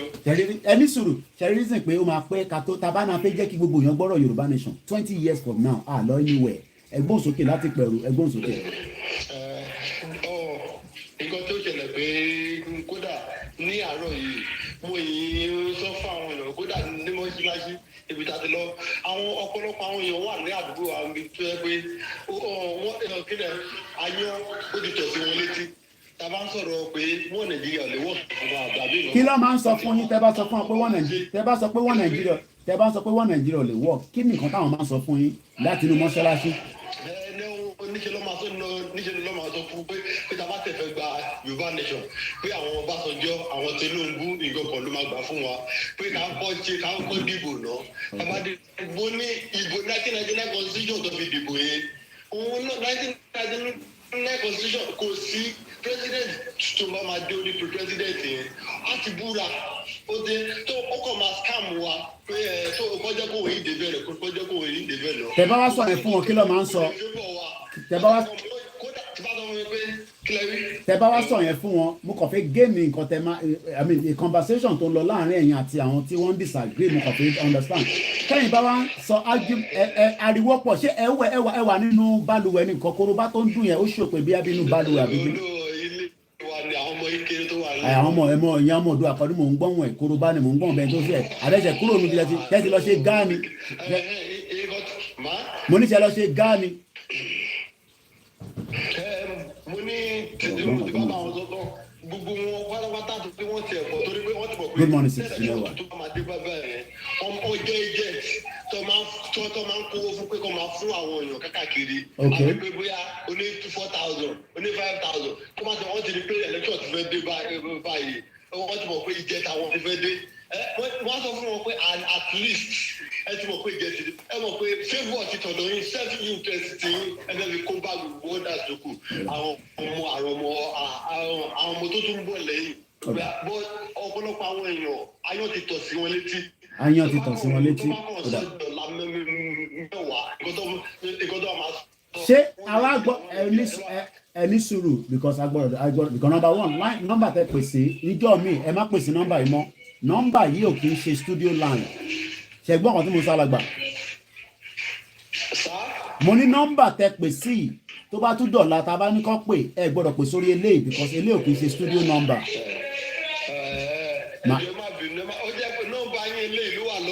màá send ẹni sùúrù because mo mọ̀ kàn fún yín ní preference pé kẹ́ sọ̀rọ̀ ni torí pé kó má dàgbà tó yẹ pé màá send studio line sí studio line yẹn lẹ́yìn ìgbà tá a bá tún ṣe program tá a bá ní kọ́ pé ẹ má pè sórí eléyìí o tètè bá pè máa rántí ojú yín dáadáa o tẹ̀gbọ́n kan tí mo sọ nísìn. So kí a tó wá lọ ní tí mo fẹ́ bèrè nísìn ni pé àwọn èèyàn wa tó wà nílé yẹn ariwo pọ̀ níbi tẹ́ wà yẹn díẹ̀ bí akẹ́ move díẹ̀ kúrò níbi tẹ́ wà yẹn tẹ́ bá fẹ́ ká kàn because a lè gbọ́ yín náà a mọ̀ fáwọn ìyá wa wà nílé but ẹ̀yin náà wá move ìbọ́kùnrin lẹ́yìn ṣe bọ́ sí gbàtà gbangba àti ọlọ́pàá máa mú yín ni tó bá yẹ pé ẹ̀kọ́ ariwo yẹn pọ̀ díẹ̀. kò ń jẹ́ mi kan lẹ́ ń bá sọ̀rọ̀ náà ẹ̀ ń sọ̀rọ̀ gbogbo èèyàn ló ń gbọ́ tẹ̀ ń sọ ariwo yẹn lẹ́pọ̀ díẹ̀ anyway kàkà tí mo kàn fi sọ ni pé àwọn tí ẹ̀ ń bá sọ̀rọ̀ yẹn ẹ máa sọ fún wọn pé látìgbà tí wọ́n ti ń ṣe election láti 1999 kí ni àǹfààní tí wọ́n rí nínú Nàìjíríà tá a bá ṣe program lọ́la kẹ́ pè mí kẹ́ sọ fún mi. Kò sí problem. Ọ̀dà ẹ ṣe gan ni. Mo follow yín náà lórí Instagram, mo follow yín lórí Instagram. Ọ̀dà. Màá ṣe gbìyànjú ṣá, màá copy number. Màá send number ẹ má wọrí, èmi á send ẹ̀ sí, màá send ẹ̀ sí ẹ má wọrí, number tẹ máa pè sí fún studio màá send ẹ̀ sí. All right. It's a very difficult one. I understand a lot of people when we call studio line, they're like, what's in studio line? You know, it's not your conscious fault. This is what that shit old country has done to a lot of us, including myself. But we will not allow that to happen to the next generation. Finland, no, Estonia, human rights, on internet. So let's now go straight to those that knows the official number and let's start taking the calls as quickly as possible. Hello, caller. Go ahead. Hello, good morning. Good morning. Mr. Koiki, I'm on program. I'm so happy and grateful. Thank you, sir. I'm so happy to get across to you. You're welcome, sir. In Nigeria, talking, people in scam, nǹkan tọ́lọ̀ ń fi àwọn group ẹ̀yìn ten present ten jẹ́ gbogbo èèyàn ní awareness wọn mọ value ẹ̀ tọ́bẹ̀ pé wọ́n mọ nǹkan tí you go through every day to give us all the analysis and details and the way all nations are. ìlú òyìnbó iná lèmi náà ti wà going to 23 years ní London we see how everything is working. We can do the same thing back home. Very well. Yeah. It's about time for our people to know that Allah ti padà sílé, Allah ti start our own country, Allah ti sọ ìlú wa di ibi tó yẹ pé gbogbo èèyàn ló máa wá láti wá máa jọ láti. Uncle mi ẹ má bínú pé mo interrupt. Ẹ sọ kọ́kọ́ nísìnyẹn ní Allah ti start our own country. Kí ni ìdí tá a gbọ́dọ̀ start that country yẹn? Kí ni ìdí ẹ̀ gangan? Ìdí ẹ̀ ni pé we've been backward. Okay. We are not moving. We are stagnant. Okay. And omi tó bá dá tó dúró sójú kan, ó máa rùn ní. Òun ti dé bá wa. Tómi bá move, everything máa fresh ni. Ọ̀nà bọ́lá ṣe dá wa, Ọlọ́run ti dá wa ní èèyàn tó yẹ gbogbo ayé máa ní in fact ìfẹ́ because the way God created us. We are special. We are not just ordinary people. We are not the people that somebody will push backward. I remember vividly when I was young, I went to primary school, primary 2, primary 3, primary 4. I would know we got reading books, color pencil. Those days when I was in primary 5, primary 6, I noticed we don't see those things anymore. We don't see them anymore. More reading book more. The country start changing, but to God be the glory. I won't lie to you. I had a dream, and that dream shows that Yoruba nation will come to life. The enemies is going to walk in shame. In fact, I will tell you something. I dreamt that the army that they are setting against us, the grand àwọn èèyàn wá sọ fún pé èmi wá sọ pé àwọn àmì yìí máa ń wọnú ilẹ̀ lọ mo wá fi wá ṣe jí lójú àlá mo rẹ́rìn mo ní àwọn alálẹ̀ ti gbàdúrà wa what has been a victory in dream it shall be a victory in real life. Keep doing what you are doing. God bless you. Thank you so much. I'm enjoying your show. Thank you so much. Okay. In fact, the biggest one. Okay. All right. Ma reach out sí mo ti rí number yín. Ma reach out sí ẹ ṣé gan ni Mr. OJ. Ẹ ṣé gan ni o. Mo máa kí gbogbo ẹ̀yin uncle wa ẹ má bínú that the last caller ẹ jẹ́ ká máa rántí pé ilé ni àwa náà láwọn ọmọ kéékèèké tẹ́yìn náà ń gbọ́ noise ẹ̀ kan tolerate mi náà ni àwọn ọmọ Oòduà ni so adúpẹ́ fún gbogbo ẹ̀yin èèyàn wa gbogbo àbá kankan àdúgbò àwọn ọmọ Oòduà kan nísàlẹ̀ mẹ́rin náà ẹgbọ́n sókè. ẹ kú iṣẹ́ takuntakun. èmi ni ẹ sà. Ọlọ́run á máa ràn yín lọ́wọ́. á ràn gbogbo wa lọ́wọ́. mo máa ń gbádùn ètò yìí gan-an ni. tó adúpẹ́ fẹ́lẹ́ dùn mí. wọ́n fẹ́ sọ ni pé ṣẹ́rí ẹ má ti pẹ̀ fún ọ̀rá ìbò ẹ má bẹ̀ wọ́n pé kọ́ máa lọ máa dún pàtí o ẹ jọ ẹ má ti pẹ̀ fún anybody o ẹ jẹ́ kọ́ jó kọ́ máa gather together so that àwọn kan lè mọ what's up. Because pọ̀ kí n gbọ́rọ̀ bẹ́ẹ̀ sọ pé tẹ́lẹ̀tì wà láti kí ló ń ṣègùn yẹn wọ́n á ní kí ni wọ́n á yín sáà ẹ fi wọ́n lẹ̀ kọ́ lọ́ máa jó kọ́ gather sí hall. Ẹ̀jẹ̀ mọ bí àwọn Fúlàní ṣe máa ń ṣe bọ́ọ̀mù bí pété ló bá ti ń ṣe pàtí ló máa lọ láti pa. ẹ má dẹ́rù bà wẹ́ ẹ̀gbọ́n mi ẹ̀rọ tó ń sọ ń dẹ́rù bà mí. Thank you so much Citizen Ewa. Kí ni mo ṣe gbọ́dọ̀ tí ń sọ kí ni yìí àti tí wọn kì í sọ fáfọ́dúnkójú ń rọ. Ẹ mọ̀ pé tẹ bá ti ṣàlàyé láti tí mo ṣe kò tẹ́ wọn ra Yorùbá aláìkú ní tí wọ́n ti ẹ fi wọ́n lẹ̀ ẹ jẹ́ kó lọ dúró àkàrà kó jókòó kó máa gé ráìsì ẹ fi wọ́n lẹ̀ ṣùgbọ́n ọlọ́pàá ṣe sọ̀rọ̀ láàárọ̀ yìí ni ọlọ́pàá ń parọ́ fún wọn láti jọ ilé ẹ̀yìn lẹ̀ ń sọ ọ́tọ́ bọ̀tí wọn fẹ́ gbọ́ tí wọ́n ti di nísìnyí ló máa mọ WhatsApp ẹ fi wọ́n ti ṣe bẹ́ẹ̀ àwọn ní mọ́bí tó ti fẹ́ strike báyìí wọn mọ̀ bóyá ní hall tó ti ń jó ni o tó ti ń jẹ ráìsì ni o bóyá ìbúté èrò ni o bóyá àpọ̀gbọ̀n ni o wọ́n mọ̀ ẹ fi wọ́n lẹ̀ àwọn ará Borno sìn àwọn yẹn ti mọ WhatsApp àwọn Borno state àtẹ̀yìn rí Borno kó máa ṣe pátí ni wọ́n mọ̀ pé ìdáná ti máa pa gbogbo wọn kọ́ ọ̀tọ̀ ọ̀rá ẹ̀gbọ́n yẹn wọ́n máa gé ráìsì wọ́n máa jó ẹ fi lẹ̀ Awólọ́wọ̀ help wa but ó dà gbọ́ tó bà wá jẹ́ díẹ̀ because wọ́n ti fi gbogbo nǹkan tẹ́ wa lọ́rùn mi ò blame mu bàbá yẹn bọ̀ wọ́n fi nǹkan tẹ́ wa lọ́rùn jù ara ti wá rò wá wa ò mọ̀ pé ilé ayé le nísìnyí ni Fúlàní ṣe máa ṣó wọn Yorùbá pé yes ayé le.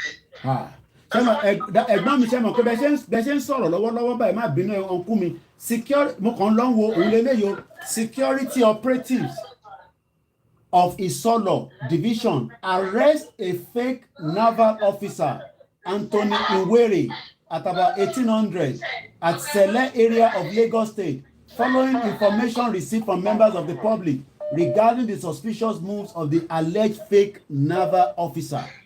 Orúkọ yẹn gan lè má jẹ́ orúkọ gangan, but let's just at least say pé wọ́n arrest eléyìí nísìn as a fake naval officer. Picture eléyìí ní bíi ẹ̀gbọ́n sókè ẹ̀gbọ́n mi. Ẹ ti rí nǹkan tá à ń sọ ẹ fi ọ̀rá ìkólẹ̀ ẹ jà fi wọ́n lẹ̀ ẹ má bá wọn sọ kọ́kọ́ ẹ jẹ́ kó lọ́ọ́ máa àkàrà kó máa jó àwọn ẹ̀la máa dìbò fún ẹ fún ẹ fún ẹ máa dá wọn lóhùn nǹkan tó máa kọ́ wọn máa kọ́ wọn. Nísìnyí àwọn kan ti ń gbọ́ omi ìlú parọ́ àwọn kan ti ń gbọ́ láàrin Èkó mo ti ń rí àwọn kan tí mo bá sọ̀rọ̀ ẹ tí wọ́n ti ń là wọn kò ń ṣe gbogbo wọn ẹ fi wọn lẹ̀ mọ̀ pé Yorùbá òun pẹ́ ké ó kú ayé wa ló bàjẹ́ báyìí ẹ fi wọn lẹ̀ ẹ ṣe gan ẹ̀gbọ́n mi mo kí gbogbo ẹ̀yin ọ̀nkú wa àti gbogbo àwọn ọmọ Yorùbá àwọn ọmọ wa ẹ bá wa máa sọ fún àwọn ọmọ wa pé mo kí ìyàwó Agbémilékè mo kí gbogbo ẹ̀yin mo kí Kenny Tooth mo kí ìyàwó ó dà pé Kenny Tooth lẹ́yìn orúkọ yẹn lórí Instagram gbogbo yín náà lè láǹfààní àti darapọ̀ mọ́ ètò yìí. I don't own this program. Thank you so much, Ifeoma. You said freedom is the best gift for every human being and nothing past freedom. All Yoruba youth men and women should rise up and embrace freedom. Fulani already has claimed Nigeria. In freedom, there's no going back until we unite. Thank you so much. And let's go to the next caller. Number tẹ́lẹ̀ pè sí náà ni number 447404405917. Ẹ wá fi plus sí. Ó wà lórí WhatsApp. WhatsApp ni I prefer. Tẹ́ bá dẹ̀ fi pè direct, ẹ lè pè direct. Ẹ káàbọ̀ sórí ètò ẹni tó wà lórí ìlà. Hello. Ẹ káàárọ̀. Ẹ kú ètò. Ètò nìyẹn. Hello. Àǹdà yín nù sà. Hello, ẹ káàárọ̀ ẹ kú ètò. Ètò nìyẹn. Hello, ẹ káàárọ̀ sà. Ẹ káàárọ̀ bàbá wa. Ẹ kú ètò ọlọ́ba máa fún. Àmín. Àmín. láti Nàìjíríà Badagry. Badagry ẹgbọ́n sókè. Àwọn a máa ń wà pẹ̀lú ní gbogbo ìgbà. Ẹ ṣé gan ni. Ẹ ṣé gan ni. Ó jẹ́ dàkú èmi kan ní àgàn tó ń kódà torí pé àwọn pẹ́yẹ tó gbé láìpẹ́ sí sọ pọ̀ bẹ́ẹ̀ náà ni kò sẹ́ta wà káàkiri àwọn èèyàn máa ń doubt gan adé máa ń. Ok. Kí àwa pé Nàìjíríà ò lè pín kò lè possible. Èmi wá ní béèrè kan ẹ má bínú tó máa bọ́dé mi náà ló kàn. Ẹ béèrè. Orúkọ mi ni Muhammad Saheed Kọ́láwọlé. Ẹ béèrè. Ìbéèrè yẹn ni pé ní àìpẹ́ yìí tí mo gbọ́ gbọ́n sọ pé tábà máa jẹ ẹgbẹ́ Yorùbá ní sànlá pẹ̀lú ẹ̀yìn ọgbọ́n tí mo bàbá màmá wa oníjìjì bá wa sọ láti bá wa sọ láìpẹ́ gbogbo ẹ̀ ni mo gbọ́. Ṣùgbọ́n tí wọ́n á gbọ́ lọ bàbá ẹ̀jẹ̀ nìkan tó ń pè ní àlèmá tó gbọ́ program tí wọn náà pẹ̀lú mọ́ọ̀mù Ìlọrin. Olùkọ́ tánà sọ pé tá a bá fẹ́ gba Yorùbá ní sàn yẹn náà pé àbí tí wọ́n ti wọ́n kú irú àwọn Ọbásanjọ́ irú àwọn èèyàn ọmọ wa tó wà ní rẹ̀ irú àwọn tó wà ní Senate gọ́fúnà wa tábà tó fọwọ́ sí ní United Nations tó support àbí UK àtó gbàkágbà. Sọ̀rọ̀ ẹni wọ́n á mọ̀ pé ó ti tako ó ti ń tako lẹ́nu màmá oníjìbí àti bàbá Bánjí Adébánjí ọgọ́lọ́mbà Adékọ́ dáadáa wọn. Ó ní kí wọ́n á kọ́ báyọ̀ tí náà pèsè ó yẹ dáadáa àwọn ìbú àwọn méjèèjì ẹ bá tó fọwọ́ ti lóòótọ́ láàtò lè rí gbà tó náà ilé yìí ò lè fọwọ́ ti láíláí o. Tinubu àti Ọbásanjọ́ wọn tó sì close door meeting lánàá. Ok, all right. Ṣe fẹ́ kí ẹ drop kẹ lọ gbọ́ èsì tí mo àti gbọ́ ìbéèrè tẹ béèrè èsì lẹ need mi sí mo ní ṣe ẹ drop kẹ lọ máa gbọ́ result tí mo fi sọ lórí intention yẹn so that kí n lè ṣe analysis ẹ dáadáa just for few minutes. All right. Ẹ padà sórí àmín inshallah ẹ padà sórí program ẹ fún mi ní few minutes kí n fi ṣe explanation. Ẹ jẹ́ ká fi nǹkan kan tó ra wa létí ẹ ṣe sùúrù ẹ̀ tẹ́ ń pè.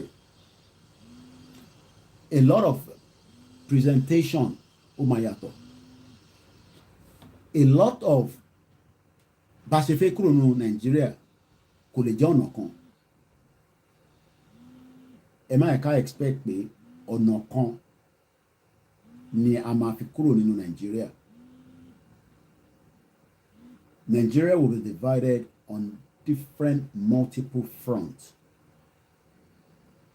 And in what I mean by that ni pé tá bá ní multiple fronts, there's diplomacy front, there is engagement with either the government of the day, which is the reason why this letter was ignited. Ṣé mo pé diplomacy kí ló ti kí ni tó ń disconnect mi lórí. You know, something seems not to be right. My Instagram on Olayomi Koiki keeps disconnecting. I'm not sure why. On bounce daddy. The second time he's doing that. I hope you're listening. There's diplomacy. Diplomacy mean pé à engage gbogbo àgbáyé with diplomacy. Yorùbá fẹ́ dá dúró ìlú yìí ǹjẹ́ ẹ ti gbọ́ pa fẹ́ lọ a máa fẹ́ dá dúró kò mí pọ̀ gbọ́dọ̀ fọwọ́ sí number one but engagement diplomacy ìyẹn lọ bẹ́ẹ̀. Then there's also what we called the engagement irú tí ẹnìyẹn sọ pé wọ́n ní chief máàmù ilẹ̀ Yorùbá àbí bí bàbá Almaroof sọ pé tó bá consult àwọn house of rep and all that. Tẹ bá ń farabalẹ̀ tẹ bá ń gbọ́ tí máa sọ níbẹ̀ pé iṣẹ́ tó yẹ káwọn house of rep wa máa ṣe òun ni pé kó prepare mind wọn fún exit wa out of Nigeria. I say that here as well. So kò sí nǹkan tó yàtọ̀ sí nǹkan táwọn náà bá sọ yẹn. Bóyá torí pé báwọn ṣe sọ àti bí èmi ṣe sọ lẹ́sẹ̀ ń wò pé in táwọn sọ yẹn ó ń tẹ́ máa tako intelomi sọ no. It's still the same thing. But we know that we are telling them whether they agree or not is a different thing. Engagement máa lè wà pé okay ẹ̀yin house of rep wa àwọn ọmọ Yorùbá náà ṣe Nàìjíríà mọ̀ but àwọn house of rep máa sọ fún yín pé ìrọ̀lẹ́ ń pa a sì máa ṣe Nàìjíríà whether you like it or not. That means two different things. That means pé ohun àwa àti tiwọn kò lè line. So whether ẹ fẹ́ ní Gbàjàbí Àmìlà mọ̀ pé Yorùbá náà fi dá dúró ni ó mọ̀ náà. But òun sì ń sọ pé 2023 Nàìjíríà tí Abubakar Tafawa Balewa ẹ gbọ́ ọ̀rọ̀ yìí dáadáa tó sọ ní 1960 after independence pé a lè gbé papọ̀ nítorí pé ìgbé wa pẹ̀lú àárín ara wa kò lè dán mọ́rán. Ẹ̀yin ṣe wọ́n expect kí Gbajabiamila tó jẹ́ House of Rep àbí gbogbo àwọn senator yín tó ń represent ilẹ̀ Yorùbá àbí àwọn tó jẹ́ House of Assembly láti speaker títí di deputy speaker, you now expect them níbi tí wọ́n ti ń jẹ mùdùmùdù àfi tí tó bá jẹ́ pé mo ń tà láti ìnáwó in tó lè mú ìkànnì wọn kó wà remorse pé ẹ mọ̀ pé láti ìjọba fi ṣe Yorùbá nation nísìn àìtí rí ìkànnì wọn tó jáde in any of our Yorùbá state tó sọ pé intention yẹn o tòótọ́ ni because àwọn sì fẹ́ unite wa just as Britain fẹ́ force wa pé ká unite pẹ̀lú Nàìjíríà. So tẹ́ bá wá gbọ́ pé wọ́n ní a gbọ́dọ̀ sọ fún àwọn politicians wa, oh yes à ń sọ fún wọn tẹ́lẹ̀ à ń sọ fún wọn, àmọ́ ṣé wọ́n máa gbà ṣé wọ́n máa gbọ́, òun níbi tí wàhálà wà. Ọ̀tọ̀ ní kíyàn sọ nǹkan fún yàn, ọ̀tọ̀ ní kó gbọ́, ọ̀tọ̀ ní kó gbà, because àwọn politicians tẹ́ ń sọ yẹn right. Mo rí Ọ̀ṣọ́bà, èmi náà wo fídíò yẹn lánàá tó ń ti gìrìn àgbà ti dé àbí, but àgbà tó dé tiẹ̀ nísìn London lòun ti ń treat ẹ̀ ṣẹ̀rí 419 tó wà láàrin ẹ̀, àgbà tiẹ̀ tó dé. So àgbà tí àwọn bàbá tèmi tó wà ní gbogbo ilẹ̀ Yorubaland, kí n má sọ pé Ogun State, torí tí bá sọ pé Ogun State ní àdàgbà tí wọ́n wà pàṣà, bọ̀ gbogbo àwọn àgbàlagbà tèmi, ẹ̀yin bàbá wa tẹ́ ń wò mí tẹ́ ń gbọ́ wa sétí, ẹ̀yin ò ní right láti wọ London kí a wá bá yín tọ́jú. Sórí tí àgbà bá dé, sórí bíbà ló máa ń ní problem torí àwọn ẹran nǹkan kan tá ti jẹ sórí bíbà, sórí kí n tó ń wò yìí àbábá problem ni tó bá mú ẹ tágbà bá dé, ẹlòmíì àgbà ò tí ì dé o, but tó bá mú ẹ wàá máa béèrè pé ibo lọ́lọ́run wà. But àwọn nísìnyí tó ń ti gìrìn ọ̀pá yẹn nísìnyí I'm sure pé London ló ti mú wá, but ọ̀pọ̀lọpọ̀ àwọn bàbá tó ṣì ń tẹ̀lé wọn tó tẹ̀lé wọn níjọ́ náà lọ́hùn, imagine àwọn tó tẹ̀lé Ọ̀ṣọ́bà, èmi ti kú dànù tí wọ́n tẹ̀, ìmí eré tó sá fún Ọ̀ṣọ́bà, because Ọ̀ṣọ́bà was a governor 2 times during the military and civilian but àwọn tó sáré fún Ọ̀ṣọ́bà tí wọ́n ní we no go gree o àtàwọn ọmọ ọ̀tá tó lò, àwọn míì ti dé ìrọ̀rùn báyìí for negligence of what Ọ̀ṣọ́bà did not did. So the expectation pé àwa máa wá dúró pátápátá o, gbogbo wọn gbọ́dọ̀ gbọ́, wọ́n gbọ́dọ̀ fún wa láyè, wọ́n gbọ́dọ̀ kódà wọ́n tẹ̀ gbọ́dọ̀ sign pé à ń lọ, ìyẹn ò lè wáyé.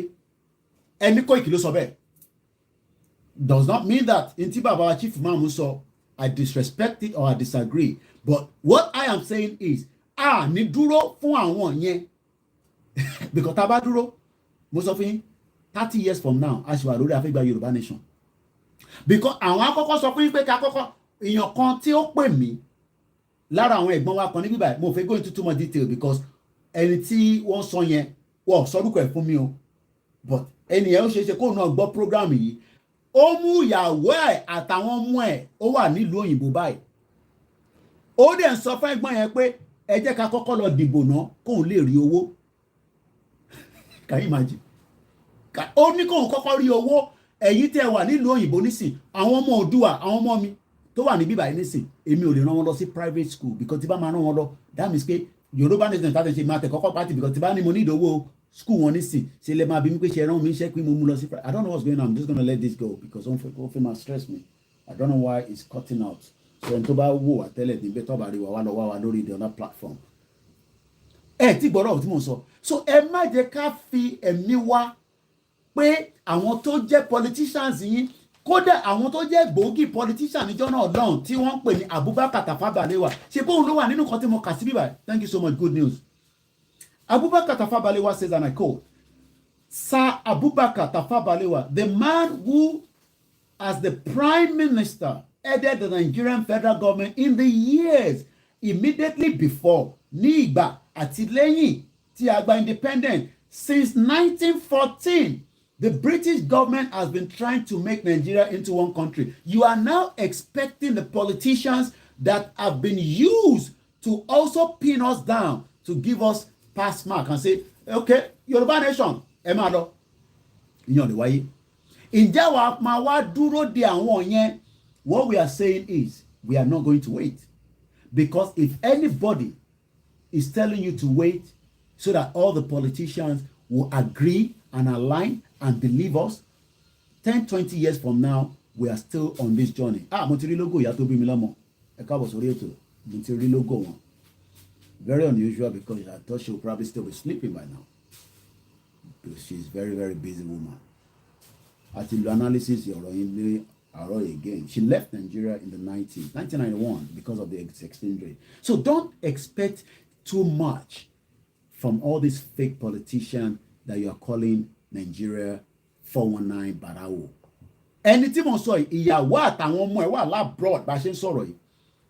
Nàìjíríà ló ti ń send owó tó fi ń sanwó ilé tíyàwó ẹ̀ ń gbé private school ló fáwọn ọmọ ẹ̀ sí. Ìwọ jókòó sílé nísìn, ó fi parẹ́ fún politician. You are bloody wasting your health time.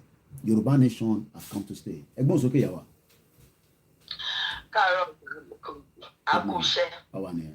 Yẹ́n nǹkan tó máa sọ ọ̀rọ̀ tó lè sọ yìí. Bàbá tó ti kọ́kọ́ kú 2 calls away àbí 1 call away ó ti solve ẹ̀. Tó bá ti gbọ́ kò fẹ́ ṣẹlẹ̀ ní Èkó àbí anywhere nílẹ̀ Yorùbá, just say it. I'm not saying you know tell us, but don't warn the government. Bọ́ọ̀bù yẹn láti ṣẹlẹ̀. Àwọn náà máa fọwọ́ ara wọn. Àwọn bàbá tó ń sọ fún àwọn ògbọ́n yẹn àti ìwèrè kan tó bọ́ sórí kí tó bẹ̀rẹ̀ sí ní pariwo tó ń bá tún gbọ́ kíkí kan lórí ilẹ̀ Yorùbá. Tí bọ́ọ̀bù yẹn ò bá ṣẹlẹ̀ níbi mẹ́rin, ọkọ tó wọ aṣọ ọkùnrin yẹn tí orí wọn bá pé ó yẹ kó ti mọ̀ pé ó fẹ́ lọ bọ́ọ̀mù kan ni. Gbogbo instrument tó kó sára yẹn bọ́ọ̀mù instrument ni. Gbogbo èmi ni hammer, èmi ni lose, èmi kìíní kan. Àwọn táwọn social bombers kan máa ń lò nìyẹn. Bẹ́ẹ̀ni. Bọ́ọ̀ tí ó bá ti ṣẹlẹ̀ níbi mẹ́fàrún lẹ́kọ̀ọ́ yẹn, wọn ò ní lísì sí wa o. Àwọn bàbá wèrè ní ìwé máa tẹ̀lé. Àti gbogbo nǹkan tí òótọ́ la gbọ́ nǹkan tí àwọn tó náà fẹ́ máa lo diplomacy. Well, how long?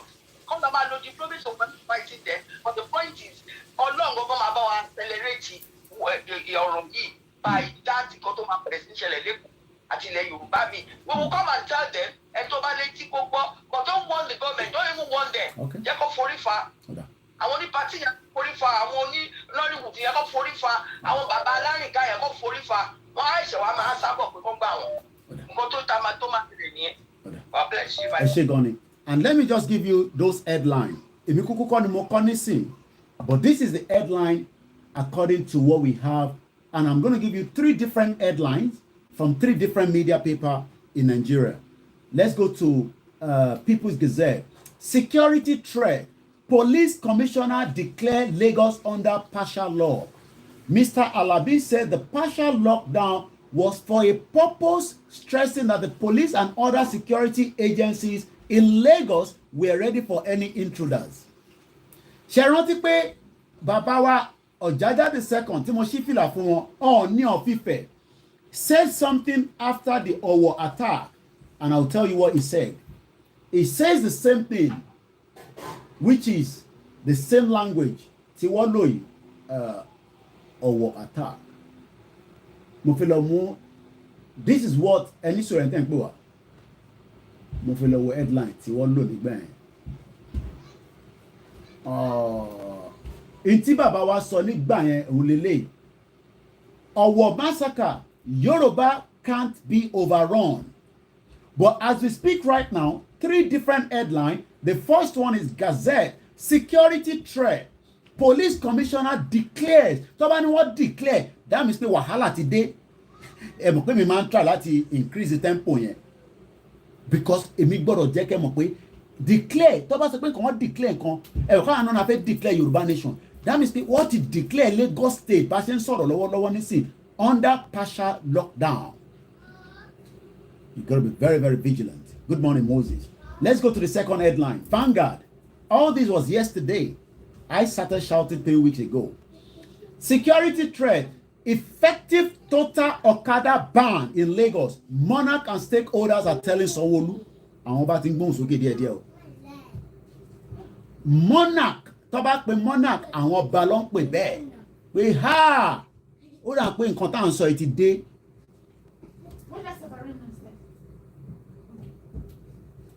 Vanguard, security threat, effect. Wọ́n sọ fún Sanwó-Olú pé ó gbọ́dọ̀ stop gbogbo ọ̀kadà ní gbogbo Lagos state fọ́kadà kankan mọ́. Ọ̀rọ̀ yìí ti ń dé bẹ́ẹ̀. ẹ jẹ́ ká lọ sí the next one eléyìí kí làwọn eléyìí ń jẹ́ DP àbí kí ló ń jẹ́ Daily Post police confam tó bá sọ pé wọ́n confam nǹkan that means pé wọ́n ti rí sórí ojú mi tí mo wọ glasses yìí kò ṣe pé tí bá yọ mo ò rí kankan tó ń lọ báyìí but tí bá wá fi sí báyìí ó bá mi expand dáadáa police ti confam Jerry you are joking with what we are saying kò ń ṣẹ̀yìn o àwọn tó ń sọ pé there is nothing ẹ̀gbọ́n kan tí yàrá yẹn sọ lẹ́ẹ̀kan police confam threat to attack Lagos police ti confam threat to attack Lagos. Let's take the next call quickly. I'm pushing so that we can take as many calls before I go to Star Radio UK at 11. More than any for a few minutes. Let's take the next caller. I go straight to the point.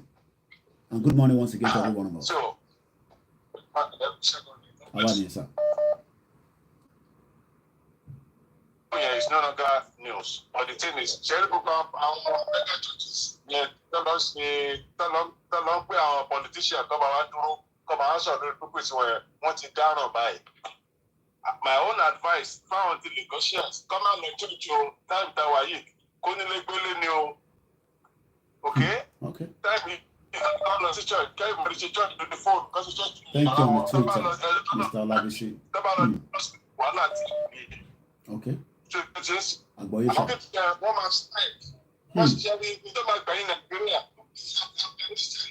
Mute the background yẹn daddy mute ti tẹ́ ń gbọ́ yẹn nínú ilé ká lè gbọ́ yín dáadáa slow yẹn pátápátá orí fóònù ẹnìkan ni kẹ́tí communicate à ń gbọ́ yín lórí fóònù ẹ má gbọ́ra yín nínú the other stereo à ń gbọ́ yín sáà mò ń gbádùn ọ̀rọ̀ tẹ́ ń sọ.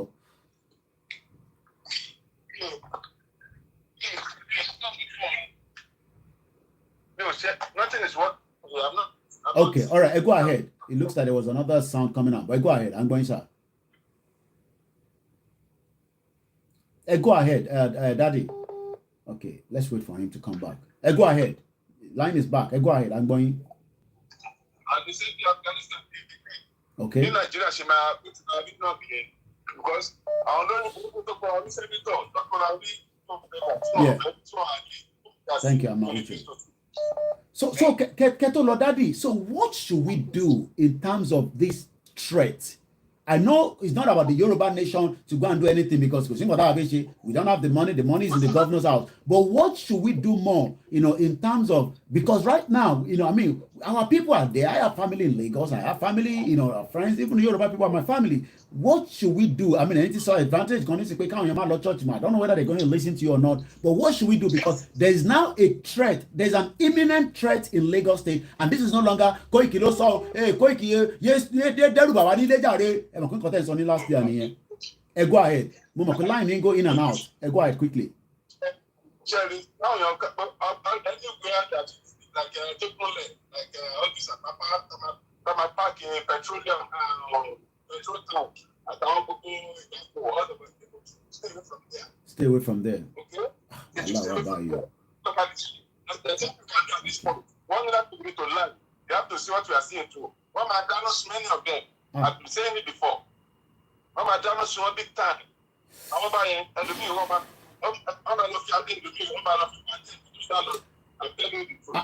and the last question I'm going to ask you before you go is, the imminent threat, should we be really concerned? Because when they say something is confirmed, a lot of confirm and worried. Should we be worried? We should be more than worried. We should be more than worried. It's going to happen. It's going to happen. It will happen. They don't say they will happen. Yes, it's going to happen. Yes. Okay. It is expected. Okay. We can minimize the impact if we get a lot of awareness as we are doing now, and I hope Lagos State will be telling all the radio stations to be very vigilant and all that. And I think this is where they should be pumping money to. Even talk about favor our sorrow. To educate our people. And we love every single one of you without any hesitation. Status in àwọn ọmọ kéékèèké lórí block lọ́tí ń kọ̀ọ̀kan.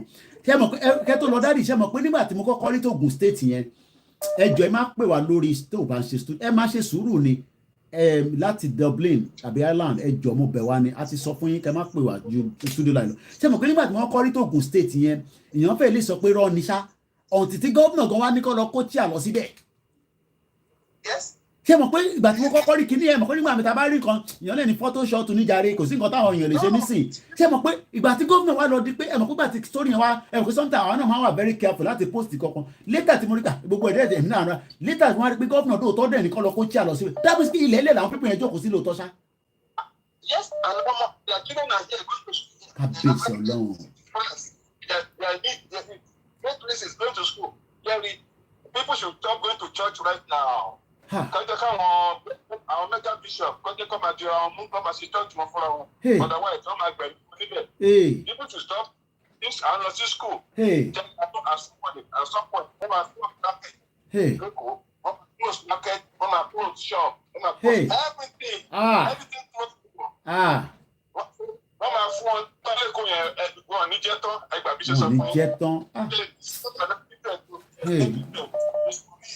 Ó dá dájú. Within the next 5 days. Ó dá ẹ ṣé gan ni ọkọ mi o, thank you so much. Ẹ ṣé gan ni o, mo really gbádùn. Ẹ bá ń kí àwọn ọmọ mi àti àwọn ọmọ Ọlọ́run àdúró pé gbogbo alájọmọdélẹ̀ lérí o, mo really appreciate time yín. Ṣé rí mo fẹ́ ka lẹ́tà yẹn díẹ̀, ẹ má bínú. Ẹ jẹ́ má pè ju studio line lọ. Mo mọ̀ pé gbogbo ń fẹ́ pè ẹ máa ṣe sùúrù náà ni. Ẹ jẹ́ ká ka lẹ́tà yẹn díẹ̀. Police ti confirm threat to attack èmi kọ́ ni mo sọ ẹ mọ̀ pígbà tí mo kí yín o bàbá owó ṣe bí mo kí wo ẹ̀yin tẹ́ wà nínú yàrá GR1 àti gbogbo yàrá tó lókàlùkù wa wà gbogbo different group. When I came out I was shouting. Kò ń ṣe shouting nísìnyàn 2 years ago. Mo máa sọ pé I know people say àwọn máa ń lálàá àwọ̀ lálàá kọ̀ọ̀kan and I'm not joking. Mo máa kódà máa ń dàtọ̀ máa sùn gbẹ̀ẹ́ máa sùn máa jí ni. But àwọn kan rí vision but àwọn kan gẹ́gẹ́ vision wọlé rí gẹ́gẹ́ sí nǹkan tó máa ṣẹlẹ̀ ní 2 weeks ago tí wọ́n terrorist attack because as far as I'm concerned gbogbo àwọn náà tó ń jó ní Nàìjíríà ní Lagos yẹn terrorist attack ni but you say we are stupid how can you sit down in UK and be creating problem but èmi kọ́ ni problem money sin this is what your police say in Lagos State let me read it quickly. The Lagos State Police Command has announced that the state was under a partial lockdown by security agencies. Kò ń ṣe torí Yorùbá nation kankan, ẹ máa sọ pé torí Yorùbá nation náà. There's an imminent attack to Lagos. Commissioner of Police Abiodun Alabi said surveillance has been raised due to the threat of attack. It is now imminent that they will attack Lagos. Alabi made the disclosure during the Lagos Stakeholders Forum on Police Accountability quarterly meeting. The Commissioner for Police on Wednesday assured that police and other security agencies were ready for intruders. Àwọn olóńpẹ̀ ní intruder bàbá wa Ọọ̀ni of Ifẹ̀ ẹ mọ̀ pé mo sọ bẹ́ẹ̀ náà nígbà tí wọ́n àtàkì Ọ̀wọ̀ massacre. The Ọọ̀ni of Ifẹ̀, Ọba Adéyẹyè Ògúnwùsì, has condemned the barbaric attack on the St. Francis Catholic Church, Ọ̀wà Lúwú. Mo gbọ́dọ̀ gbé kọ́ yìí, kan náà ọmọ wa ni.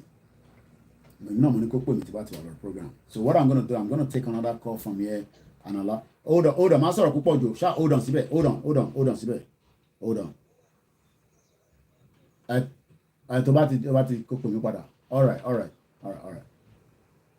Ọmọ wa táwọn ránṣẹ́ káàkiri ni kọ́nà bá wà pẹ̀lú gbogbo it's not easy sending all these people around kíá kó má pẹ́ ẹ go sókè because of the time àwa nìyẹn.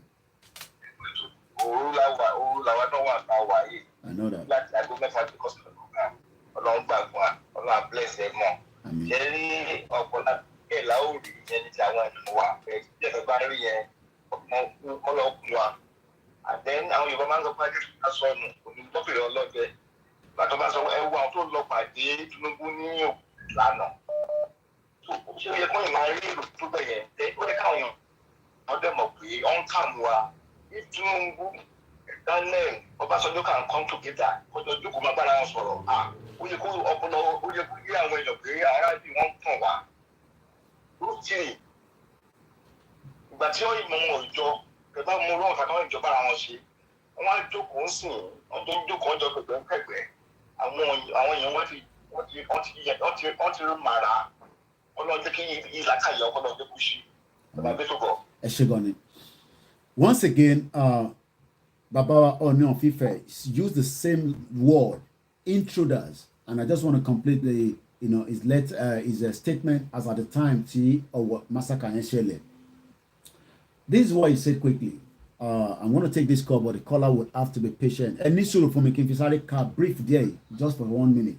While describing the incident as a gruesome massacre, distably targeted at turning Yorubaland to a war zone, the monarch said Yoruba people have the capacity to defend themselves even though they are peace-loving. That is what Ooni of Ife says. And we now have the same monarch in Lagos. Momoru monarch can be Akiolu ni, be àwọn Legushi ni. But what they are saying to Governor Sanwo-Olu is a total ban on Okada in Lagos State. Lagos is now imminent to a bomb attack. Ẹ̀gbọ́n sókè, ẹ̀dọ́n pọ̀ wá. Ẹ káàárọ̀ ẹ kú ètò àdúrà wa lórí yóò gbà wọ́n. Àmín Jésù Kristi. Ọkọ̀ àwọn amúni agbóhùn àwọn tó pẹ́ sí èèyàn kò ní kí àlórí yín o. Ẹ bá gbé èrò ibi sí yín gbogbo tí ń jẹ́ tọ́lọ́run àlàyé nínú padà sórí wọn ni. Ó ṣe kún ìní ó ṣe ẹnìbọn ó ṣe British ó ṣe Germany lórí anywhere lórí bàbá wa Sunday Igboho lórí anybody ibi tó bá rò sí yín yóò padà sórí wọn ni. Ẹ bá ní kẹ́ kú àwọn yóò kú lórúkọ Jésù. Àmín Jésù. Partial lockdown tẹ́ sọ̀rọ̀ ló fẹ́ sọ. Partial lockdown yẹn mò ń wo in another perspective. Okay. Another perspective mo dẹ̀ fi wò ni wípé tí o ṣe pé wọ́n fẹ́ dí àwọn èèyàn wa mọ́lẹ̀ kó tún lockdown wọn kó tún lè kó nǹkan ogun wọlé kó ló máa attack wọn mọ́lé. Àbí kí oníkálukú kí wọ́n gbéra kó ń dira kó má fi gbogbo. Okay, mo kàn fẹ́ play my ẹni sùúrù alàgbà ẹni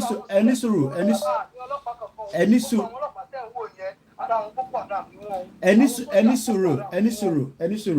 I know I want to play devil advocate here. Lord statement is on insane. When you say that, could it be another way to fi kó àwọn èròjà wọlé? And my question then is, should we now say that ṣé governor of the state also be part of this? Because the governor is a Yoruba man. It is a Yoruba state. Because tó bá yẹ kó fẹ́ lò fún kókàn ìjà wọlé bí a ti ṣe gbọ́ tí wọ́n lò nígbà COVID, which there's evidence to that because the late Malafia told us. Should we say that the governor is compromised? Yẹn mo kàn fẹ́ ṣàárín mo kàn play ẹ̀mí mọ́ mo kàn fẹ́ gbọ́n kàn tẹ́ fẹ́ sọ lórí ẹ̀ ni. It goes okay. Who can doubt him? Who can doubt him? Please do not call any other number apart from the studio line. Yeah. Did not respect our own view. Did not respect our ideas. Okay. Ó sì believe ní pé kó máa tẹ̀ tó ṣèlú rí. Wọ́n ń jà fún ara wọn ni kò sọ lọ́jọ́ ìkọ̀kan tá a lè trust. Okay. Ó fẹ́ padà wá ṣe ọdún mẹ́rin míì. Okay. So ìkọ̀kọ̀ pé kò lè ṣe yẹn iṣẹ́ kékeré tó lè ṣe ni. Ṣé pé lè compromise? So how can we trust Odano? Okay. All right. Okay. Ìyẹn mo kàn fẹ́. Àwọn èèyàn wa lẹ́kọ̀ọ́ wọ́n gbéradì. Ọ̀dà. Wọ́n múra. Okay. Partial lockdown yẹn wọ́n lè tì wọ́n mọ́lé pé káwọn Fúlàní wọn máa ká wọn mọ́lé ká lè bá sọ̀rọ̀ dàrí pé àti Yorùbá nation mọ́. Ọ̀dà. Pàtó bá pa àwọn èèyàn wọn ló fẹ́ jáde fún rally. Okay. All right. It's just to get the, because when we talk like that, even though it be more into le shele, but again, it's just to get the perspective. And thank you so much, for that call. Once again, maybe you want to call as well. The number with the studio line is not what you call. Please do not call any of my other number, even if you have that number. It is not the number that we use to receive call because I'm not going to pick it up. But the only problem is you will be disturbing, our broadcast from the other side. Let's go straight and hear from someone that is in an intelligent area. I don't want him to mention his name, but I know he's an intelligent person because he works within the security. Let me first ask the question. When we hear something like what we've heard of is such headline, if that kind of headline was here in UK as an example, should we be worried? Definitely, we should be worried. Go ahead, sir. For sure. And it's a high-risk situation. So, as a matter of fact, the whole city will be shut down as we speak. But anyway, so I remember about 3 weeks ago, I'm saying this without mixing words. Ṣẹ̀tìrì gbogbo Fúlàní tó wà nílẹ̀ Yorùbá wá láti Jẹ̀pà down to Badagry. Any Fulani or Hausa, because gbogbo wọn jọ ń ṣiṣẹ́ papọ̀ ni. I will not say all of them, but as it is right now, ojú ẹ̀jẹ̀ everybody wà. So ẹ má trust, mo ti sọ rí, mo tún sọ again. Ẹ má trust any Hausa Fulani kankan tó ń gbé àárín wa. Because àwọn people yìí ló ń gbé àárín wa lọ sínú gbóló lọ́wọ́ fún àdúrà nínú gbóló lọ́wọ́. Ẹ ṣáà rí máa tó mú tó wá láti Amẹ́ríkà about 2-3 weeks ago tó pa ẹgbọ́n Yorùbá tí bọ̀bọ̀ Fúlàní yẹn sọ lẹ́nu. Ẹ ṣáà ń gbọ́. Which means our people yìí wọ́n ti gbé àárín wa ló ń gbé. Maybe half of them, bàbá ṣe statistics, half of them wá láti Sahel. Okay. Àwọn tó ń sọ French. Okay. Ṣé àwọn tó ń sọ French yẹn wọ́n lè lọ sáàrin àdúgbò kan operate without àwọn Fúlàní tó ti wà láàrin wa already. Àwọn yẹn ló fi ọ̀nà tàn wọ́n. So tí àwọn yẹn ò bá fi ọ̀nà tàn wọ́n lè mọ̀nà láti máa lọ wọlé àdúgbò lọ máa gbà àwọn fẹ́ kidnap àbáwọn fẹ́ bomb. So àwọn ṣe and then again àwọn tó ń gbé pọnpọ́n láàrin àdúgbò àwọn security àwọn tó ń ṣe sóbàtà gbogbo àwọn yẹn surveillance gbogbo wọn àtàwọn ọlọ́kadà. Okay. So any Fulani tó bá ń gbé ilẹ̀ Yorùbá àti ilẹ̀ Biafra ni whatever tó bá ẹni tó bá ti jẹ́ down south o ẹ má trust wọn ẹ má ṣọ́ wọn because through wọn àwọn ló máa ṣe wá lọ́ṣẹ́ o yóò fẹ́ sọ jù yẹn lọ. Ẹ jọ Mr. Koiki mi ò mọ bí connection yìí ṣe strong tó ní silence yìí o ẹ jọ nǹkan tí mo sọ yìí ẹ jẹ́ fi tó àwọn èèyàn wa létí. Ó ti dójú ẹ̀. Àtàwọn ẹlẹ́ran náà tó ń tẹran nínú odò ẹran tó ń pera wọn ní málà tó ń ṣe gbogbo ìtúta ló ń rẹ̀rọ lọ́wọ́ wọn gbogbo wọn they are all culprits. Every one of them they can't be trusted. Ẹ bá jẹ́ parọ́ fún yín o none of them can be trusted. Wow. Sọ jù yẹn lọ ṣe ti gbọ́. Ẹ ṣé gan ni. It's a privilege to me that because I'm one of the media that speaks about ẹjọ́ there's a particular person you are calling the wrong number. But I'm trying to wine lórí bíbá missing because you keep calling and cutting it off. We're only taking a studio line. The studio line by now is something that you should all save on your phone. And I'm not going to take any call, like I said, if it's not coming on the studio line. We are at the crossroad as we speak right now. And a lot of the Yorubas at home would say it is not a crossroad. But it is our responsibility and our duties to continue to enlighten and tell them that there is a danger ahead. How do we minimize the danger? The last caller, Mumbo Entowa Lori line. The last caller that spoke to Enisuru Entowa Lori line. The last caller that spoke to us. Like I said, it's a privilege that I know a lot of people that have been able to give me a background of who they are. Is an highly intelligent security person. And that's why I asked him the first question, should we be concerned? If such a threat was in UK, the security operatives will be working round the clock and there will be visibility of them as well. I don't know whether that is happening in Lagos. I'm not currently on the ground, but what I'm saying is we should all be prepared for the worst case scenario. Hello, caller. Everyone's okay. I'm going to stand up from my seat. So, Emil, for maybe 2 minutes before I come back down. But people can hear you. Just go ahead and I'll come back again because I need to go upstairs and come back. Go ahead. Okay. Hello, Koikimedia. To everyone listening also, Mukafe Sony, because with these new security trends, especially in Lagos, I want our people to be more vigilant, like the last caller said. But at the same time, sometimes Taban discuss Pelano to one day. Ọ̀pọ̀lọpọ̀ tí àwọn máa ń bìlì pé ìtẹ̀ wà láàbùrọ̀ ilẹ̀-ẹ̀fẹ́ dá wà lálẹ́ ilẹ̀-ẹ̀fẹ́ ṣe kí ní kẹ̀kẹ́ kan. And it's so sad because our people seems, short-sighted. Well, I'm not rejoicing in evil anyway, but nevertheless, ṣé ẹ rí náà nígbà tí ó bá ṣẹlẹ̀, I think it will wake a lot of people up. I've never seen it in this life that people will be against freedom. We said let's detach ourselves from these people. We said let's get our freedom. Let's fight this battle once and for all. And like I always said, a lot of people back in Nigeria, they don't know that they are under bondage. Surely, until you go out there, to the world there, and you realize that, these people, they are freedoms. That is when you realize the importance of freedom. All our political leaders in Yorubaland, they have nothing for you.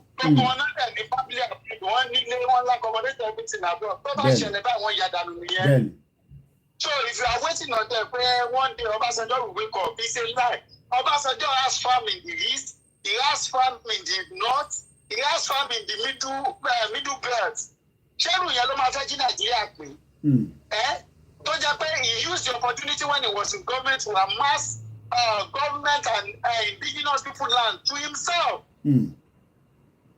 So, in fact, Koiki, Lagos,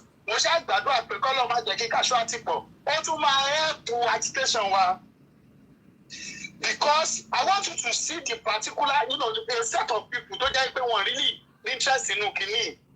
They are my people, the church people especially. I will always say this. Our pastor here, our pastor Prinoa, they are giving them hope. Don't worry, everything will be all right. The Lord will do it. And our people are sleeping. I pray it won't be worse for them. Thank you so much. Thank you. Right, sir. We go straight to the direct call that is coming. Hello, caller. Go ahead. I'm going. Mute it and burn background there. We can hear you. And listen, Sirayi, you shouldn't be listening to yourself when you're calling the program. We're just about 20 minutes away. Hello? Yeah.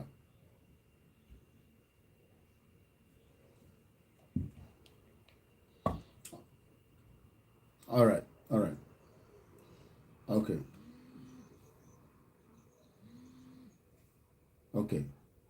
All right. Send it. Send him. We'll phone it. We'll send WhatsApp to me.